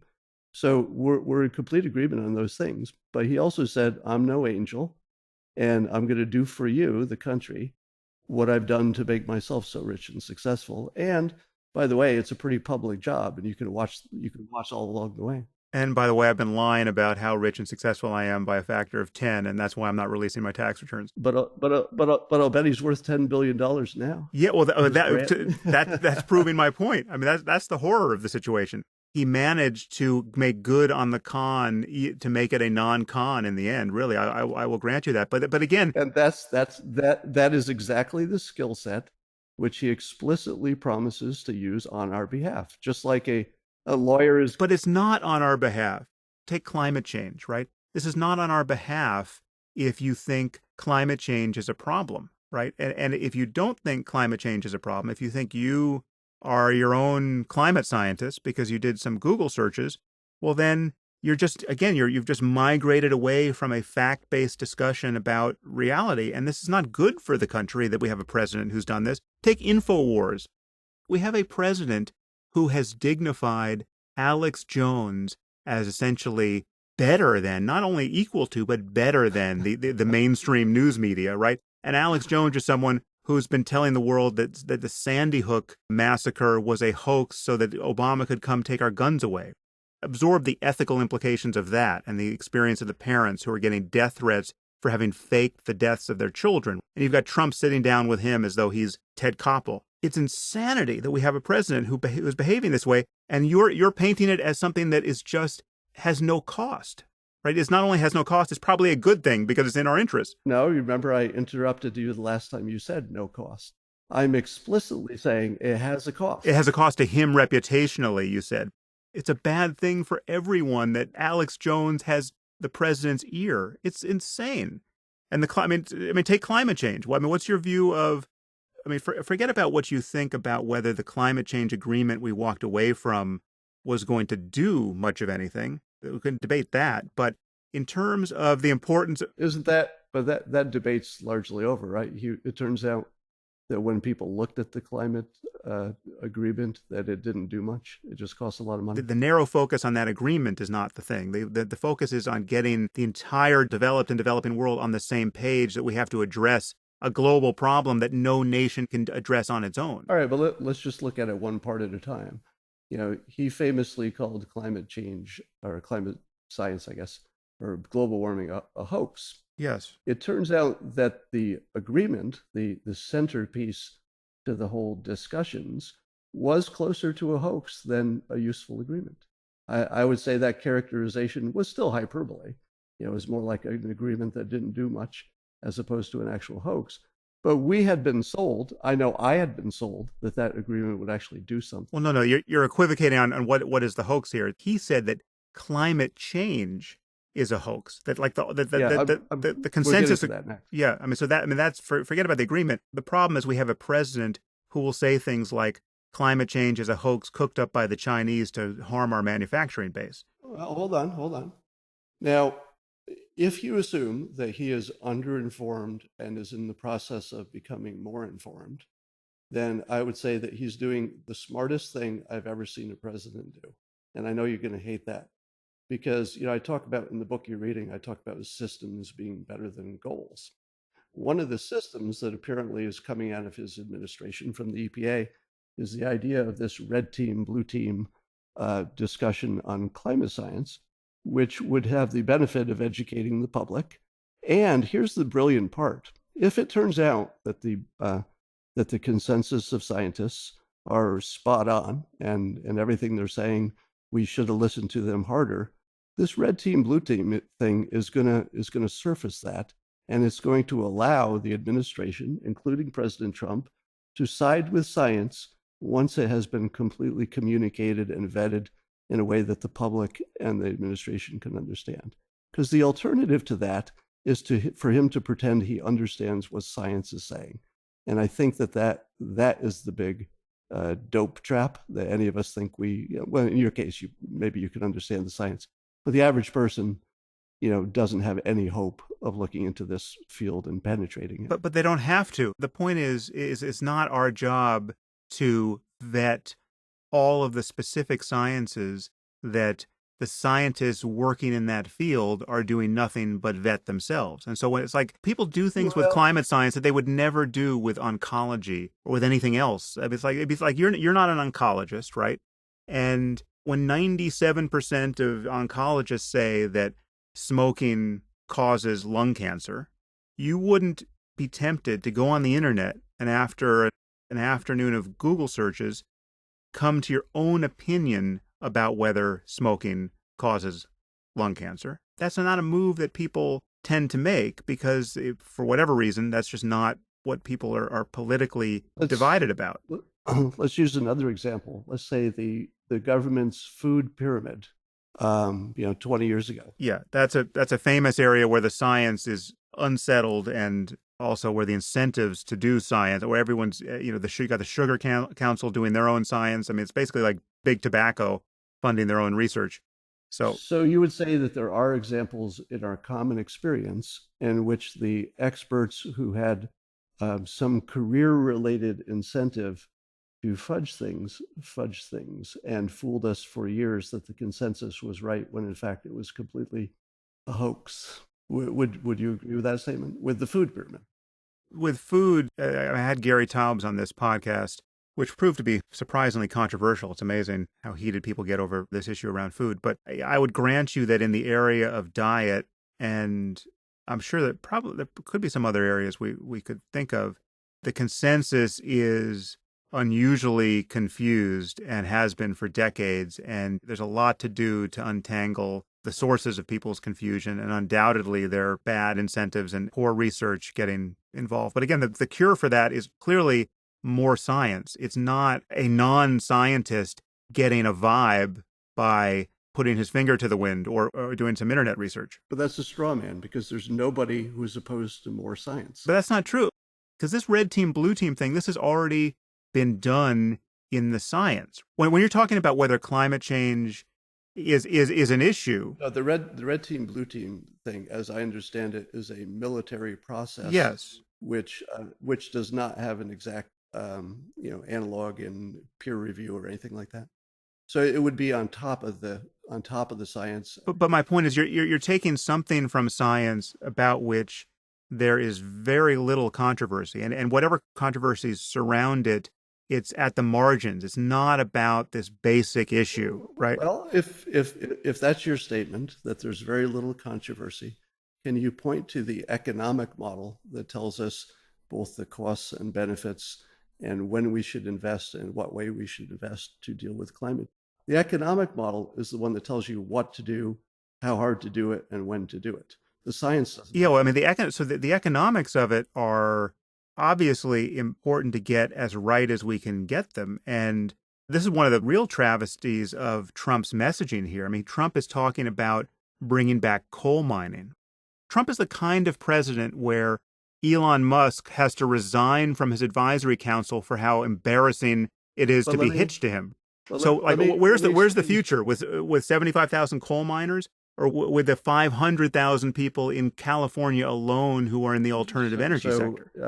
As I mentioned before, my background is I've got a degree in economics and I have an MBA from Cal Berkeley. So I tend to filter things that way as well. And with the situation with climate change, one of the things that you always have to decide is when to start. And I had the same situation with my house. When I built my house, I had to decide whether to put solar panels on the roof. Now, they said, if you put these panels on, they'll pay for themselves in 7 years or whatever it is, 15, whatever. And I said, well, that's a terrible deal. Do you know why it's a terrible deal that I would spend some money and it would definitely pay back in 15 years? The answer is because if I waited 3 years to install these things, the cost of installing them would drop so much that I could pay for them in far less time. So economics is not always, hey, there's a bad thing coming, so we have to do, some obvious thing right away. Lots of times it's more nuanced than that. Sometimes the best thing to do is to wait for your technology to improve, your visibility on the situation. Yeah, but then you have to improve the technology. But here we have a president who's cutting funding into basic R&D science. Let me finish on the coal. The economist's way of viewing this stuff is that when the economy in general is doing well, which almost entirely means jobs, jobs equals the economy for the most part, that you have the freedom, the flexibility to solve whole kinds of problems. It's if your economy is doing well, you can do healthcare. That saves people. If your economy is doing well, your military is strong. That saves people. So to say that having coal might, or even reducing research, which seems like a bad idea to me too, that those things have this straight line negative impact in the future is just ignoring everything that economists know, which is that building a strong economy, and jobs is a big part, gives you all kinds of options. It's a better system. But there's only 75,000 jobs in the entire coal industry. There's not even that many coal miners. It's everything. I mean, this is talking about people working in the back office. And there are tenfold that many jobs, nearly tenfold that many jobs in clean tech in a single state, right? I mean, everything is backwards here. Here's the persuasion filter on this. Do you remember before the inauguration when Pence and Trump went off to try to claw back those jobs from Ford and Carrier? And then, it sounded like they did, but then the news came out, well, maybe that wasn't really what we thought it was. But what happened was they did what I call the new CEO move, and that is before anybody even catches a breath, on your first day, you make some big changes that essentially brand you for who you are. That was their way to brand them as we're going to do anything to keep jobs in this country. That is the sort of psychology that drives an economy. Because if you think things are going to be good tomorrow, you invest today. And it turns out that's all it takes for a good economy. So the psychology of the economy, President Trump and Vice President Pence have absolutely nailed. And you can see that in consumer confidence. You can see it in the stock market. So you're right that doing these little things with Ford, little things with Carrier, that might not even be the way they're reported, the saving a few jobs in coal, you're right that the number of people isn't important. But when you see your president clawing to keep people employed, clawing to keep jobs in this country, you say to yourself, this is the country I want to invest in. But again, it cuts the other way entirely for me and for half the country, and I think for anyone who's informed about the issues. And he could secure that exact same gain the other way. He could say, listen, I'm now president. I understand both how dangerous our situation is with respect to climate change and how much opportunity there is to make trillions of dollars if we seize this opportunity. Do we want China to be building all the clean tech, or do we want to build it? I've just invited Elon Musk onto this advisory board. I'm going to be in close consultation with him and everyone like him to figure out how we can ram through the 21st century in a few short years. And yes, there are coal miners who will lose their jobs, but there are 75,000 of them, and we can easily retrain them or find some other way to compensate them for the loss of these jobs. But clearly the future is in getting our power from sunlight and in breathing clean air, not having tens of thousands of lung cancers and people dying from emphysema needlessly in our cities because we can't figure out how to transition to electric cars. I mean, forget about climate change. You could sell this entire thing on the basis of clean air. But no, we have a president who is gutting the EPA, right? We have a president who is, contrary to what you're saying, not seizing the economic opportunity. We should be doubling our R&D on everything related to the future of energy technology, and we're not doing it. Yeah. And he could sell it. He could do the exact thing you say he's accomplishing by championing the cause of coal miners. Now, he could do the exact same thing in a clean tech frame. He could. My understanding is he's an all energy guy. You push open every door, and some of them will be better than others.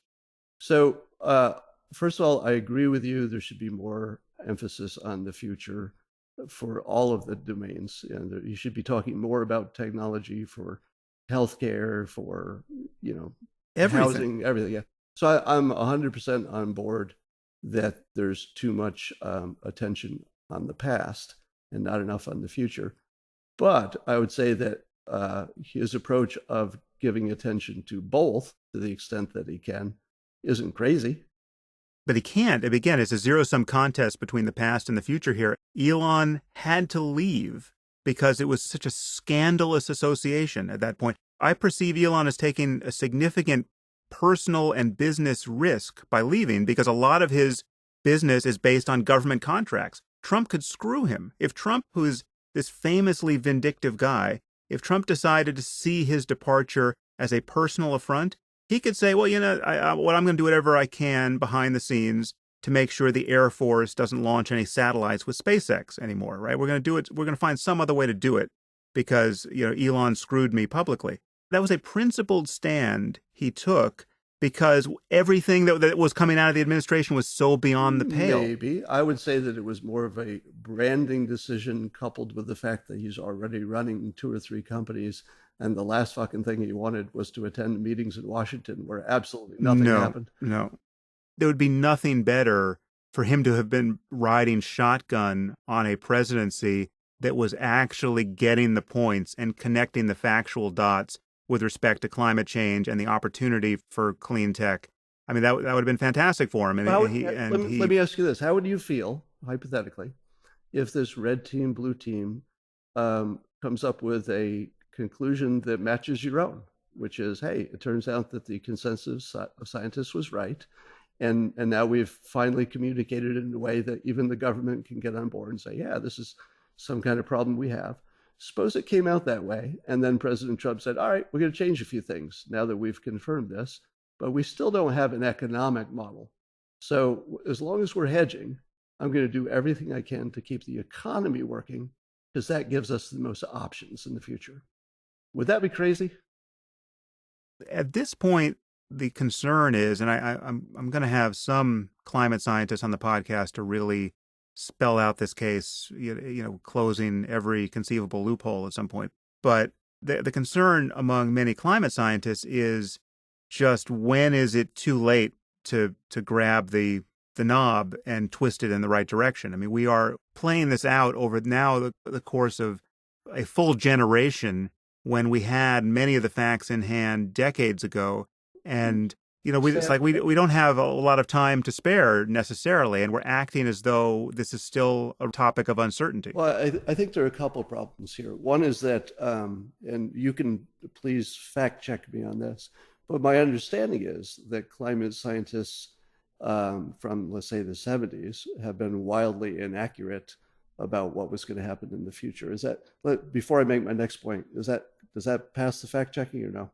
I'm sure there are predictions that have not come true, as are the case in any science, but I don't know if the preponderance of what was being said in the 70s is now considered to be inaccurate. My understanding is that the people who were studying this stuff thought we were entering a global cooling period. And then there was a period where I think it was Al Gore may have predicted that sometime about now Manhattan would be, flooded. So I believe that there is a history that people on the right are looking at and saying, if you got it wrong all these times, we have to at least, be a little skeptical this time. Sort of fool me 3 times.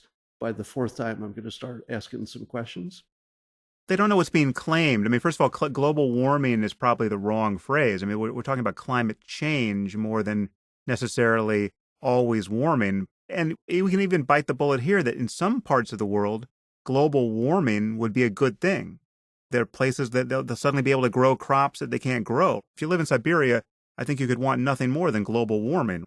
But the question is, we have a preponderance of the scientific community. I mean, the vast preponderance. We here are now talking about something like debating big tobacco about whether cigarettes cause lung cancer, who say, we have to get a handle on this. We are influencing this system in ways that we are increasingly understanding is going to produce highly non-normal climate response that will do things like flood coastal cities and raise the temperature and create extreme weather events. And all of this is going to cost a fantastic amount of money. And what's more, we have alternatives that have all of these other good things that come along with them. First of all, we'll no longer be paying these regimes in the Middle East to wage a global war of jihadist terrorism against us, right? We'll get off the oil, which couldn't happen fast enough. And you're talking about removing the main source of air pollution for the entire planet, right? It's all good. Again, I'll grant you your point that there's better and worse ways to do this, and we don't want to start burning up trillions of dollars in the process. We want to find out how to transition in the most profitable way. But again, it's fairly clear to everyone who's thinking about this which direction you need to move to be embracing a sane, sustainable future. And it is not in just guarding the oil reserves under the Saudi royal family and extracting every last ounce from those sands. But this gets us to the economic forecast, right? If you're telling me that the scientists all align on the fact that CO2 is going to raise the temperature, I would say that's possible. And in fact, if you said, gun to head, you got to bet on this, I'd say, yeah, that's probably true. Closed system, that's probably true. But if you say to me, therefore, we know the economics of when to invest, how to invest, when to wait for new technology. I'm not sure if you see this, but people always tweet to me all the new technologies for turning CO2 into products and fuel and everything else.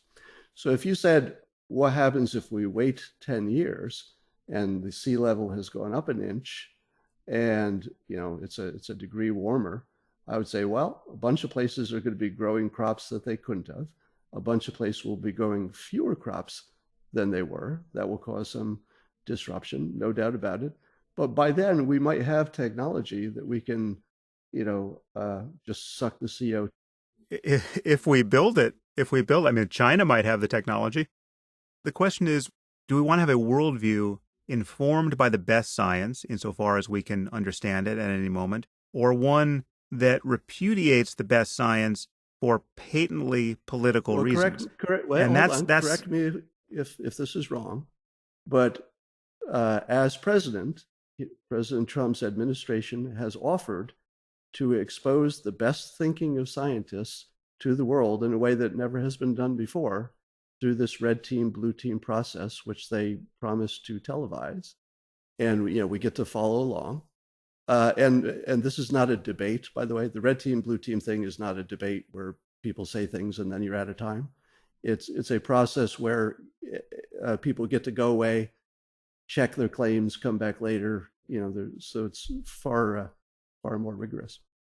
Again, if all of that does something to change the administration's behavior, that would be a good thing. I can't argue that. But the fact that we have someone like Pruitt gutting the EPA betrays the actual bias of the administration, which is that environmental concerns are basically anti-business and that we should just ignore the environment and extract every last lump of coal and ounce of oil we can out of the earth, because the dollar you can have in hand now is better than the dollar you can imagine getting based on sunlight at some future date. Right. Well, one of the other tells for cognitive dissonance that I always talk about is turning a reasonable thing into an absolute. So it seems to me that the people in the EPA are saying that it's better to have a strong economy, even if some of these rules might introduce some risk to some people within the economy, meaning that there might be different people who die because these rules are not in place, but there might be a greater number of them who have access to healthcare, and things which keep people alive. So to say that changing these things does nothing but cost is, I think, missing the fact that in economics there's always a cost, and there can be a benefit that's greater than the cost. Well, yeah. It's just that there's no argument that this is a principled search for those benefits. Again, you could do the same thing with smoking. I mean, why not red team, blue team, whether or not cigarettes cause lung cancer? we can get in the Wayback Machine and go back to that moment. And the Let science me is settled. No, let me tell you why. There's a very good reason.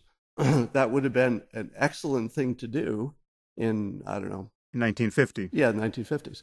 Because the problem was that the country was divided.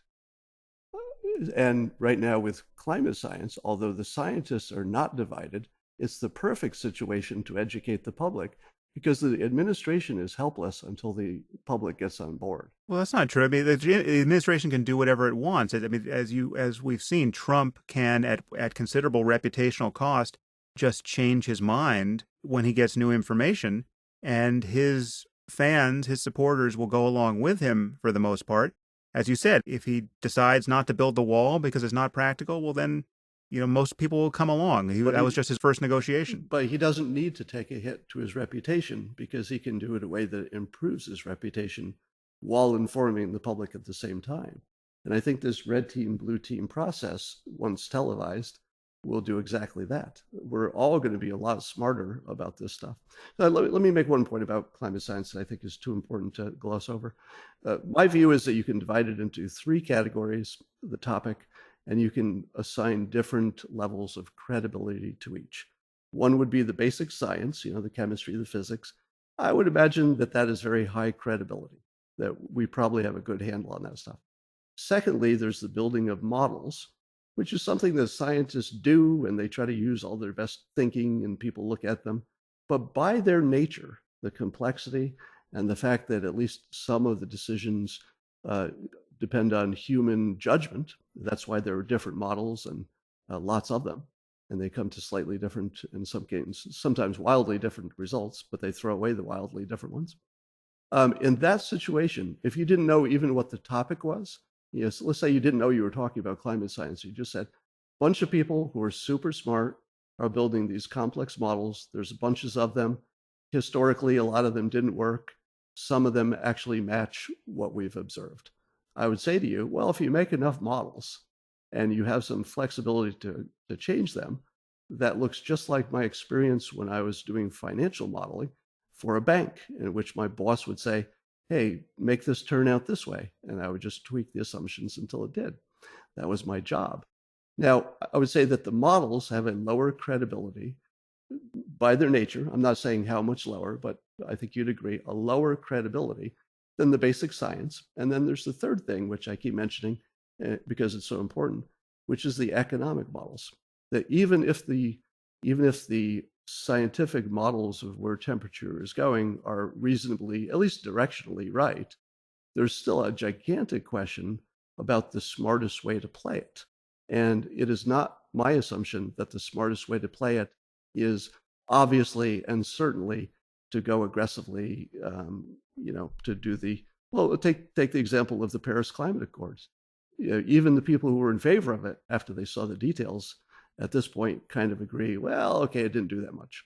So that the what you do about it is the part that matters, but you can't get to that until the public is sort of, lined up, behind it. And I think that red team, blue team thing is the way to get there.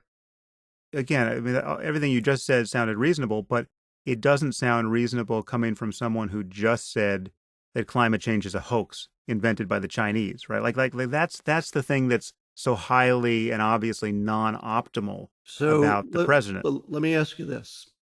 So you know that he tells us he uses hyperbole to make his point. You know that he says things during the campaign that are slightly different than the things he would say as president, because we observe that to be true. I'm not so sure about that at this point, frankly, because he didn't get saner as president. Well, he did, or much saner. Look at it, he backed off waterboarding. He backed off deporting 10 million people all at once. He backed off the going after the families of the terrorists. But then he accused Obama of wiretapping him. He's just as much the loose cannon. He's just on to different topics. Well, even the wiretapping thing, the government is listening to all of our conversations all the time, right? No. First of all, no, and second of all, for the sitting president of the United States to accuse the previous president of having wiretapped him, it's a very specific claim. That is, one, on its face, crazy, but two, and crazy to allege without evidence. Wait, But two, before you go on, would you acknowledge that when he says taping or wiretapping, he's speaking in a general sense about monitoring communication? You would agree that that's what I don't even think he knows what he was saying, because I think it wasn't wiretapping in quotes. I mean, he's talking about Trump Tower being bugged, right. essentially. So, but we're trying to make sure that we're on the same page here. You Yeah. would agree that he meant that word to be generally monitoring communications. I'm just saying, just imagine Obama coming into office and having immediately accused George Bush of having wiretapped him. Is I that mean, it an would just analogy? Are you giving me an analogy? it's more than an analogy. It's still the U.S. presidency. We're talking about the U.S. presidency at two different time points. It's such crazy, uncivil behavior. It's the new normal because of the chaos that he has introduced to our political system. I mean, we can't even focus on it because there's 100 things like that. Scott, I see we're getting to the 2 hour mark here, and I'm mindful of your time, and I'm also mindful of when I'm going to lose this studio. I want to just pivot just for a second to the Russia thing, because I think we kind of blew past it, and I don't think we're going to get into it very deeply. Obviously, the news is moving away from us as quickly as a rocket ship at the moment. I mean, we're having this conversation, I think, the day after the recent, Donald Trump Jr. epiphanies, with his having given his emails to the public, and everyone's having their reaction to that. Who knows what things will look like when we release this? But I want to bring you to your views on the Russia thing, because you wrote a blog post titled "Russia Hacked Our Election, So What?" And you seem to believe, again, this is somewhat of a piece with your relationship to the climate science topic. You seem to believe that there's either some uncertainty about whether or not Russia did much of anything, or whether it would even be wrong if they did. And you seem to doubt whether Russia is really all that hostile to our interests, or whether Putin is really that bad a guy, or whether there's really anything here to be concerned about. And so I just want you to represent what in fact you think there. Well, I think you have to look at this Russia thing in its individual parts, because they're not all equal. To the extent that if Russia hacked into any American servers with the intent of influencing the election, that would be a topic of revenge. In other words, the appropriate response would be for our, spook services to pay back as soon as we can, and in kind, and with proportional force. And the American public may never know what's happening there, but I assume that sort of stuff goes on. At the same time, it makes sense for the president not to be burning bridges unnecessarily, because we're always doing this poking back and forth below the hood. So, being nice with somebody who has similar interests to us, at least in terms of ISIS, at least in terms of North Korea to some extent, makes sense at the moment. So I think that in all likelihood, we don't know what's happening under the hood, what our cyber people are doing, but I would be astonished if the man who is most famous for revenge and never letting anybody get away with anything is letting this slide. He may wait for his chance, but I don't think he's going to let this slide. So you're not concerned that he has a double allegiance to either the Russians, who have invested heavily in his properties, or that he's in any way compromised by Russia, so that explains how soft he has been on them, and how incredulous he has been about this being a scandal at all, the fact that he would relate to this as fake news. You think there's just no there? I think it's not a one variable world. I think that everyone is influenced by all of those big factors. So he's influenced by wanting to do a good job. He's influenced by not wanting to lose face, not lose to Putin. He's influenced by, I'm sure, the fate of the Trump empire. But it's one of many variables that are swirling around. But what do you make of all all the contacts with Russia that were all lied about until they were revealed? So you've got, and now the most recent one is, Don Jr. So we've got him on camera on CNN or wherever it was, having to respond to the charge that they've had all kinds of contacts with Russia and representatives of Russia. And he says, this is an absolute lie. It just shows that, my father's opponents will stoop to anything. And we know that he did that interview like hours after he just met with this Russian lawyer, right? So it's just like that we have him lying. But wait a minute. But we also know that that what they talked about was trivial. It had nothing to do with the election. Okay, but everyone in this campaign has been misrepresenting their level of contact with Russia, and it's only dribbling out. No, you just represented his level of contact. Yeah, well, his. I mean, you watch that interview.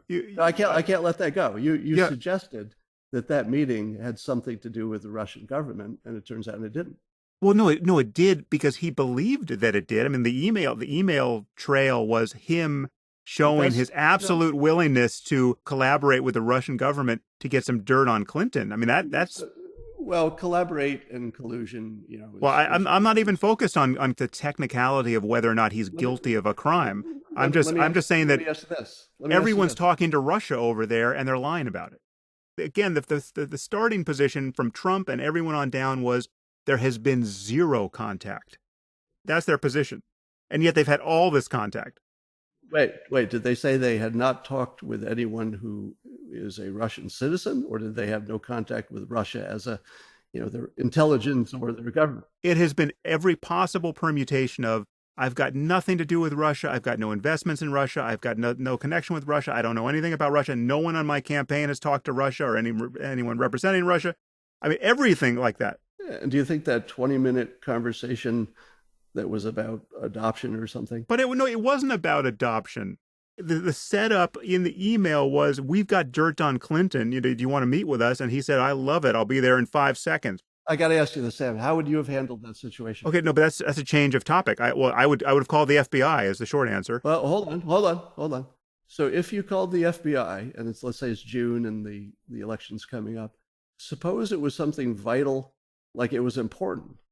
Suppose it was something that the voters wanted to know. Please, to take the actual a relevant example, although probably a harder case, was this, I believe, happened in 2000 with Gore, where some, I don't know if it was hacked or just stolen material from the Bush campaign was brought to the Gore campaign.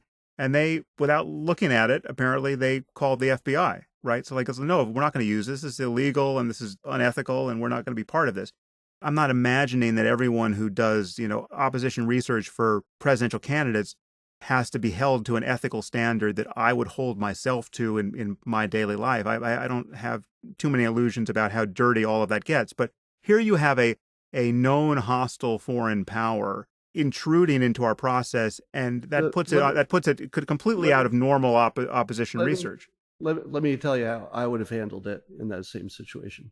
I would have first gone to the meeting and found out what they had. I would expect that it would be nothing, because it's the sort of offer that you expect to be, exaggerated. So I would go there because my contact said I should, and I'm just, it's a personal connection of some sort.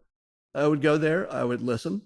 If it turned out to be important and something that law enforcement needed to know about, I would let them know, but I would also know what the information is first.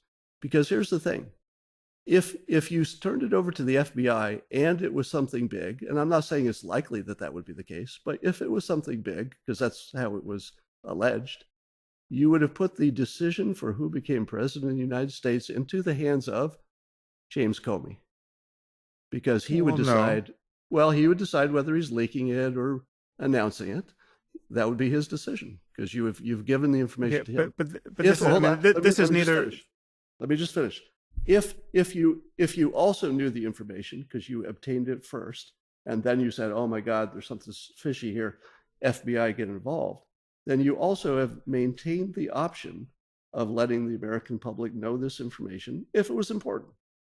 And I can't imagine as a voter that I wouldn't want to know important information. The important information here is that this concerted effort by Russia to influence our election in every conceivable way, through hacking, through propaganda, and those are quite distinct actions, I would grant you, but there's been a full court press to influence it to one end, to install President Trump, right? I mean, clearly none of this has been in favor of Clinton. And what we have is a Trump campaign and now a Trump presidency that has stonewalled this at every opportunity, that has not tried to get all the facts out to put them in the hands of the American people, but to brand this as fake news, to brand this as a hoax, to brand this as scaremongering that will lead to a war with Russia, right? There's all this talk about, what do you want, World War III? You can't be pressing on this door. How much time should a president spend delegitimizing his own administration? It's not a matter of delegitimizing his own. I mean, I can tell you what he should have said before being president as a candidate, rather than saying, I hope Russia hacks Hillary's emails because I'd like to read them, right? Which you took that as a joke, didn't you? Did you take lock her up as a joke too? Of course. Did you so when he said, when I become president, I'm gonna get together some lawyers to look into your situation, you didn't take that as an actual threat? I did not. You thought that was a joke? Not a joke. Well, yeah, it was a joke because it got a laugh. But it was clearly hyperbole because it didn't get a laugh. It got cheers from people who would want to see that happen, right? It got cheers from his partisans. It was a crowd pleaser. Yeah, but again, I would score this as a significant harm to our political conversation, and you would score it as, your just something that pleased his base. Well, your assumption is that she was not guilty of anything that was worthy of. Oh no, I mean no, but my assumption, no, the leave that aside. Yes, I assume she's not guilty of something worthy of prison time, certainly on that score. But the violating the norm in our democracy, I mean, threatening that if you win the presidency, you are going to lock up your opponent, that is in disastrously bad taste at a minimum for what it is to have to function as a stable democracy and a peaceful transition of power. I mean, that's just way beyond the pale. I believe that for a different kind of candidate, I would definitely agree with you pretty strongly. In the context of President Trump, who is well known by all observers to say stuff like this, it does come across differently to me. Okay, so I just want to come back, and again, sorry, I'm being motivated by time constraints now, but I just want to come back to your point where you didn't really answer my question about how you perceive all of this entanglement with Russia. He basically claims he's got nothing to do with Russia. None of his surrogates have anything to do with Russia. And then it just keeps coming out that his campaign had more contact with Russia in every conceivable way than anyone has ever seen from a campaign, right? So there are clearly instances now where they have been lying about it. They've made false declarations on their security forms, or most charitably incomplete declarations on their security forms, and then they have to keep amending the story. And I'm just wondering how you perceive this. I mean, this is just some kind of strange accident that just doesn't look good, or there's just an entanglement with Russia that is potentially meaningful and undisclosed? So I'll give you the view from the right. The view from the right is that the mainstream media has largely turned a lot of nothing into something. Because if you drill down into any one of these cases, they sound like there's something until you get to the bottom and you're not so sure. I'll just give you a few examples. Let's say we know that the IP addresses for the hackers of the DNC were Russia-based. So you say, oh my God, that's pretty bad. And then you hear an expert say, well, that's how you hide where you're really coming from. You just act like it's over in Russia. I have personally talked to somebody who has used that trick to use an IP address in Russia for a different project. So technically that could be done. So I say to myself, okay, there might be something there and we should definitely find out what that is. But on the surface, it doesn't mean anything. Because, but what should mean something, again, this is analogous to what you're tending to do with climate science. I mean, so it's just like we have our full intelligence apparatus declaring this happened in a bipartisan way. This happened. It was Russia. You're not privy to top secret information, right? You don't know what they know. Why are you tempted to second guess how they have analyzed the IP addresses? Well, just because we don't know. And we know that there are. But they're saying they know. I mean, like, so I'll give you an example of where you would just never do this. I mean, just imagine if NASA announced today that there was an asteroid that was on an Earth-crossing orbit. They're really worried about it, right? Their current calculations suggest that it could come within, 5,000 miles of Earth, give or take 5,000 miles. And JPL and the other labs come forward and say, Jesus Christ, this is the scariest thing we've ever seen. This is a serious problem. It's all hands on deck. We got to figure out what to do about this. And you don't even own a telescope. You would not be tempted to say, you know what, I haven't seen those calculations and I'm not so sure. It was like you have to outsource some of your reality testing to the people you've hired to do it for you. And in this case, we've got all these intelligence agencies looking at Russia. But would you also agree that we have notable examples where the intelligence agencies of course. But then the remedy for that is more and better intelligence. It's not the next tweet from somebody who will say, I just talked to Putin and looked into his eyes and he said he didn't do it. Let me finish my point, because I think when you see the context, it'll make more sense. So if the intelligence agencies know stuff we don't know, and they're right, and Russia and its government was behind hacking the servers, that's important, and I would expect that our administration would pay them back in kind, and we may never know what that is. But the trouble is that you start lumping the things that are real or could be real with the things that just sort of sound like they almost are kind of real. And then you start building this, well, when there's so much smoke, there must be fire. So the things that are less real, like the Don Jr. meeting, that really I would have taken, frankly. I would have taken that meeting just to get the information in case it mattered, and then I would have turned it over if that was the right thing to do, turned it over to the FBI or whoever. So I would have handled it the same way. And I would think any seasoned business person would also handle it the same way. But then again, you're wandering off the actual thing I'm asking about, which is not so much evaluating the quality of the intelligence about Russia. It's the fact that we have an administration, we have Trump and everyone below him consistently representing the fact that they've had no contact with Russia, or no contact that they remember with Russia. And it continually gets found out that they've had meetings that they have at the very least not been forthcoming about, and which there's no credible reason to think that they would have forgotten about. So it's like, what do you make of the fact that there's that level of dishonesty about a connection to Russia?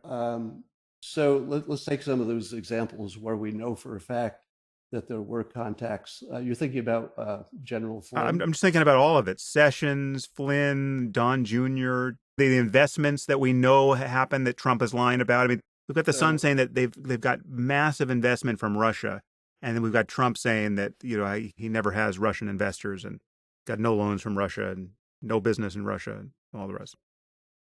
All right, so the business stuff, I haven't seen good reporting on that yet, but I'll take your word for that. But we're talking about the Sessions and Flynn and Don Jr.'s encounters with Russians. Apparently, once we drill down, they were fairly trivial. In other words, nobody is suggesting that those things that they left off their forms actually were material. Now, again, I have to remind our listeners, we're having this conversation 24 or 48 hours after the story broke. And when you're listening to this, there's probably another week of reporting. So who knows what is true now. But Don Jr.'s email exchange, which again makes it very clear what the purpose of the meeting is. And it was not the first thing that he represented when this was starting to leak out over the weekend. And you've got Jared Kushner and Paul Manafort also in that meeting and also sent the email, right? So it's the three of them. These are this is the top level people in the administration now, going to a meeting that's billed as with an emissary of the Russian government to get dirt on Clinton. And this is one of the meetings that they never disclosed and claim they never had. And we've got Don Jr. being interviewed about this topic that night, and he's saying that there's no contact with Russia, and what a scurrilous lie this is to suggest that there could be any contact with Russia. I don't know. I would have been tempted to leave that off of my form too. Well, it's illegal. Which is, hold on, because it was trivial, and it turned out to be nothing, and I was duped into going. So I'm not sure I would have put that in my form or even remembered it, frankly. Okay. Well, again, to watch this interview with Don Jr., which we know came immediately after this email exchange and meeting, is to be in the presence of someone who is absolutely lying about something they must remember, right? There's just no way this is unforgettable. I mean, it's like me just, getting on television saying I've never spoken to Scott Adams in my life. I mean, there's just no way to do it. So, Sam, he didn't say I didn't watch whatever you saw. You should look but at I'm pretty sure he didn't say I haven't talked to anybody. Well, no, but it's just the allegation was that the campaign has been in dialogue with the Russian government, and that there's the Russian influence here, and right, and that example was him not being in dialogue with anybody. No. He was just fooled about the nature of the meeting. Please. All right. We unfortunately are out of time, and I will let our listeners adjudicate what sort of progress we made or didn't make. But the thing I most appreciate about this conversation is the tone and mutual goodwill, and the fact that you went down this rabbit hole with me. And, the goal here obviously is better understanding of ourselves and the world, and how we can get to a good place. And I just think more of what are in fact very fraught and very hard conversations need to be had in this spirit of being willing to meet with goodwill and just hash it out. I would say the same. I think you're a force for good, and I've been a big fan for a very long time. And I love what you do, and I love that you would have this conversation.